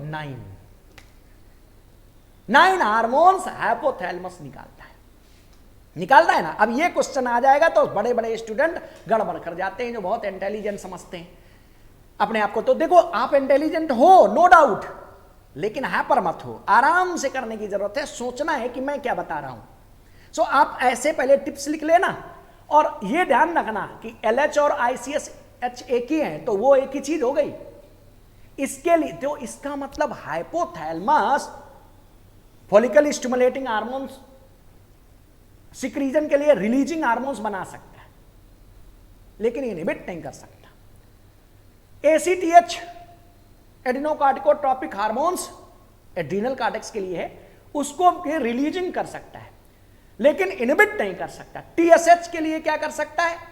इंक्रीज कर सकता है, रिलीजिंग निकाल सकता है, मतलब रिलीज के लिए तो स्टिमुलेट कर सकता है लेकिन इनहिबिट नहीं कर सकता। बहुत इंपॉर्टेंट पॉइंट है, ये तीनों बहुत इंपॉर्टेंट है। गोनाड्स को स्टिमुलेट करने वाले हार्मोन्स, एड्रीनल कार्टेक्स वाले रीजन को स्टिमुलेट करने वाले हार्मोन्स एडिनोकार्टिकोट्रोपिक, और किसको? थायराइड ग्लैंड, इनके लिए रिलीजिंग हार्मोन्स तो सिक्रीट कर सकता है लेकिन इनहिबिटिंग नहीं कर सकता। हाइपोथैलेमस उनको रोक नहीं सकता, इनहिबिट नहीं करता। इनके लिए रिलीजिंग और इनहिबिटिंग दोनों निकालता है। और प्रोलेक्टिन के लिए तो मैक्सिमम समय तक क्या रहता है? इनहिबिटिंग ही निकालता रहता है। इसी वजह से आपको पता है एक्सेप्ट प्रेगनेंसी एंड जब तक लैक्टेशन होता है मदर में, तभी तक क्या होता है? नॉर्मल मदर में कौन सा? प्रोलेक्टिन सिक्रीट नहीं होता, तभी मिल्क का प्रोडक्शन ही नहीं होता। क्यों? क्योंकि इनहिबिटरी हार्मोन सिक्रीट करता है। तो नॉर्मल लाइफ है अगर किसी फीमेल की, उस समय मिल्क का प्रोडक्शन नहीं होता। क्यों नहीं होता? क्योंकि हाइपोथैलेमस ने प्रोलेक्टिन के लिए इनहिबिटिंग, हर समय इनहिबिटिंग, सिर्फ कब रिलीजिंग सिक्रीट करता है? From 5th month of pregnancy, 5th week of pregnancy, जब प्रेगनेंसी का 5th वीक हो, है ना, 1 महीने के बाद 5th वीक में क्या करेगा? ये रिलीजिंग शुरू सिक्रीट करता है। जब hypothalamus releasing prolactin releasing hormone secrete करेगा, सो पिट्यूटरी ग्लैंड का इंटीरियर लूब प्रोलेक्टिन बनाएगा। अब प्रोलेक्टिन क्या होगा? ये प्रोलेक्टिन हार्मोन्स बॉडी में आएगा, सो क्या होगा? प्रोडक्शन ऑफ, क्या होगा? Production of the milk start हो जाएगा। मेमरी ग्लैंड का डेवलपमेंट आपको पता है, वो कहां से होगा? वो एस्ट्रोजन से होगा, प्रोगेस्टेरॉन हेल्प करेगा। लेकिन production of the milk in mammary gland कैसे शुरू होता है? सो आपको पता है, प्रोलेक्टिन से होने लगा प्रोडक्शन। किस मंथ से? किस वीक से? 5th वीक से, और कंटिन्यू रहेगा। लेकिन ध्यान रखना, इनसाइड द एसनी, ये मिल्क मेमरी ग्लैंड के अंदर एसनी में प्रोडक्शन शुरू हुआ है, इजेक्शन नहीं होता। उसके लिए पोस्टीरियर ग्लैंड है ना, इसके टिप से ओए ऑक्सीटोसिन ये होगा, ये इजेक्शन ऑफ द मिल्क के लिए होता है। तो ध्यान रखना। आप क्यों क्वेश्चन में बता रहा हूं? क्योंकि ये क्वेश्चन पूछा जाता है मैक्सिमम टाइम किस हार्मोन्स के लिए हाइपोथैलेमस इनहिबिटिंग हार्मोन सिक्रीट करता रहता है। सो वो कौन सा है? प्रोलेक्टिन के लिए ऐसा करता है। रिलीजिंग कब करेगा? जब कोई चाइल्ड एम्ब्रियोनल स्टेट में हो, सो 5th वीक से, और फिर वो चलता रहेगा जब तक लैक्टेशन होगा, बाद में फिर रुक जाएगा, इनहिबिट कर देगा, तो प्रोडक्शन ऑफ द मिल्क बंद हो जाएगा। ऐसे नहीं तो फिर मदर में एक बार अगर शुरू हो जाता तो मिल्क हर समय बनता रहता, ऐसा नहीं होता। प्रोडक्शन ऑफ द मिल्क रुक जाएगा, और नॉर्मल वे में कभी नहीं। तो इनहिबिटिंग किसके लिए मैक्सिमम टाइम डालता है? इसके लिए। अब देखो यहीं पर, तो इस तरह से आपने, अब क्वेश्चन क्या था, जरा उधर चल दे। सो जब क्वेश्चन की तरफ देखो तो growth hormones releasing hormone prolactin inhibiting hormone, क्या ग्रोथ हार्मोन्स रिलीजिंग हार्मोन, अभी अभी आपने देखा growth hormones releasing hormones, yes ठीक है, रिलीजिंग और इनहिबिटिंग दोनों डालता है, तो यहां पर आपका रिलीजिंग है, सो क्या कहेगा how many hormones are secreted by, so ठीक है भाई कर देते हैं, ये हो गया। Prolactin inhibiting hormones, yes prolactin inhibiting hormones, ठीक है। थायराइड स्टिमुलेटिंग टीएसएस, अरे यार टीएसएस तो एंटीरियर लूप से निकलता है, थायराइड ये तो पिट्यूटरी ग्लैंड का हार्मोन है, नहीं नहीं गलत है। एल्डोस्टेरॉन वो का एड्रिनल ग्लैंड के कार्टेक्स वाले रीजन से, अभी हमने बताया था जीएफआर ग्रेनुलोसा रीजन से सिक्रीट किया जाता है, यहां कहां आ गया ल्यूटिनाइज, अरे ल्यूटिनाइजिंग हार्मोन तो ये है, तो इंटीरियर लूप पिट्यूटरी सिक्रीट करती है, इसका मतलब ये भी नहीं, ये तो पिट्यूटरी ग्लैंड खुद निकालती है। फॉलिकल स्टिमुलेटिंग हार्मोन्स एफएसएच, ये भी कौन निकालता है, पिट्यूटरी। इसका मतलब आपने क्या देखा, देखो अगर हाइपोथैलेमस की बात करी जाए तो वहां पर रिलीजिंग और इनहिबिटिंग वर्ड तो जरूर लगा होगा, अगर बस इतनी बात मेरी सुनी होती कभी लेक्चर में तो आपको पता चल जाता। देखो रिलीजिंग इनहिबिटिंग, और इनमें से कहीं रिलीजिंग इनहिबिटिंग वर्ड लिखा है क्या, नहीं, तो एक छोटा सा बच्चा भी होता ना और मैं बोल देता कि देखो रिलीजिंग इनहिबिटिंग देखे रहो, तो दो आप ये क्वेश्चन कर लेते। लेकिन भाई आप तो इंटेलिजेंट हो ना, तो आपको ये पता होना चाहिए। अब देखो क्या क्वेश्चन क्या पूछेगा, हाइपोथैलेमस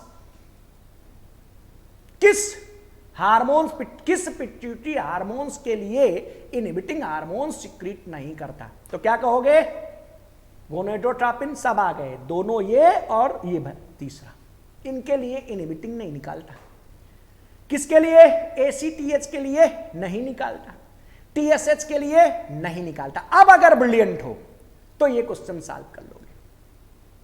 हाइपोथैलेमस किन किन पिट्यूटरी हार्मोन्स के लिए रिलीजिंग और इनहिबिटिंग, सिर्फ नंबर ही पूछ लेता तो क्या करना पड़ता, 3 नेम पूछ लेता तो प्रोलैक्टिन और ग्रोथ हार्मोन्स और एमएसएच मेलानोसाइट स्टिमुलेटिंग हार्मोन, इन 3 के लिए रिलीजिंग और इनहिबिटिंग दोनों सिक्रीट करता है। तो टोटल कितने हो गए, 9। इस स्टाइल में अगर आपने पढ़ा होता, अगर पढ़ा है, नहीं पढ़ा है तो आज ही सही है ना।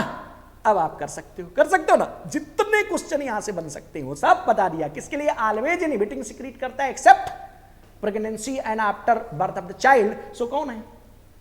मैक्सिमम टाइम किसके लिए इनहिबिटिंग सिक्रीट करता है, सो क्या बताना पड़ेगा, प्रोलैक्टिन।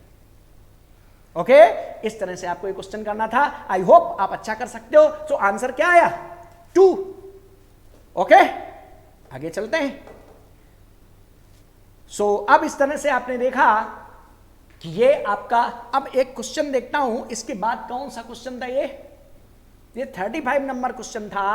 अब 35 नंबर के बाद अब क्वेश्चन हम लोगों का कौन सा है, 37 नंबर क्वेश्चन है। सो जरा देख लेते हैं एक मिनट, 37 में क्या है। ओके, सो ये रिलेटेड क्वेश्चन है तो अब खत्म कर देता हूं। The LH and FSH secreted from the anterior pituitary is stimulated by the, अरे भाई वही हाइपोथैलेमस की बात पूछ रहे भाई। LH और FSH क्या है, गोनेडोट्रोपिन, और इसको कौन अभी अभी बताया था ना, गोनेडोट्रोपिन रिलीजिंग, वो आ गया, हाइपोथैलेमस का रिलीजिंग हो गया, तो कुछ सोचने नहीं यार, एक सेकंड। अब देखो वो क्लियर, तो ये क्लियर। मैंने कहा ना एक पेपर साल मेरे साथ तो आपके 10 पेपर क्लियर। अब देखा वही चीज दी है ना, बिल्कुल, और कुछ नहीं करना सा। LH and FSH secreted from the anterior pituitary is stimulated by the gonadotropin releasing hormones of hypothalamus। Clear हो गया ना, और कोई किसी की क्या जरूरत पड़ी यार, हो गया, क्लियर हो गया। तो ये भी क्वेश्चन 37 खत्म हो गया। अब जरा देखने 38 में कौन सा नंबर हो गया। अब इसके बाद कौन सा नंबर होगा, ये हो गया तुम्हारा 37, और 37 के बाद 37 का मतलब कौन सा क्वेश्चन था, 37 के बाद कौन सा आ गया, 38 भी देख लेते क्या है, एक मिनट। बहुत शार्ट क्वेश्चन है, बहुत सिंपल है। Which of the following is not a characteristic of the echinoderm life cycle. Echinodermata की लाइफ साइकिल में कौन सा कैरेक्टर नहीं होता? जरा पढ़ लेता हूं। रेडियल सिमेट्री, अरे भाई कितना इंटरेस्टिंग पॉइंट है। इकाइनोडर्मेटा के मेंबर ही रेडियल सिमेट्रिकल होते हैं सिर्फ कहां पर? अगर हम कुछ मेंबर पोरीफेरा के छोड़ दें, शिलेंट्रेटा और टीनोपोरा को छोड़ दें, सो क्या होता है? एडल्ट। कौन से एडल्ट? ये तो बहुत डेवलप है ना इकाइनोडर्मेटा, उसके एडल्ट स्टार फिश ये सब कैसे होते हैं? रेडियल सिमेट्री होती है। तो भैया ये तो है, लेकिन इनके लार्वा कैसे होते हैं? Bilateral symmetrical. ये क्वेश्चन भी आता है कि कौन सा ऐसा फाइलम है, देखो आया है यहां, दूसरी लैंग्वेज में मैं बोल देता हूं, कौन सा ऐसा फाइलम है जिसके लार्वा बाइलेटरल सिमेट्रिकल होते हैं लेकिन एडल्ट रेडियल सिमेट्रिकल होते हैं? तो इकाइनोडर्मेटा आंसर देना पड़ेगा। तो हो तो गया। अब उसने कहा एसिमेट्रिकल, तो एसिमेट्रिकल कहीं आया नहीं।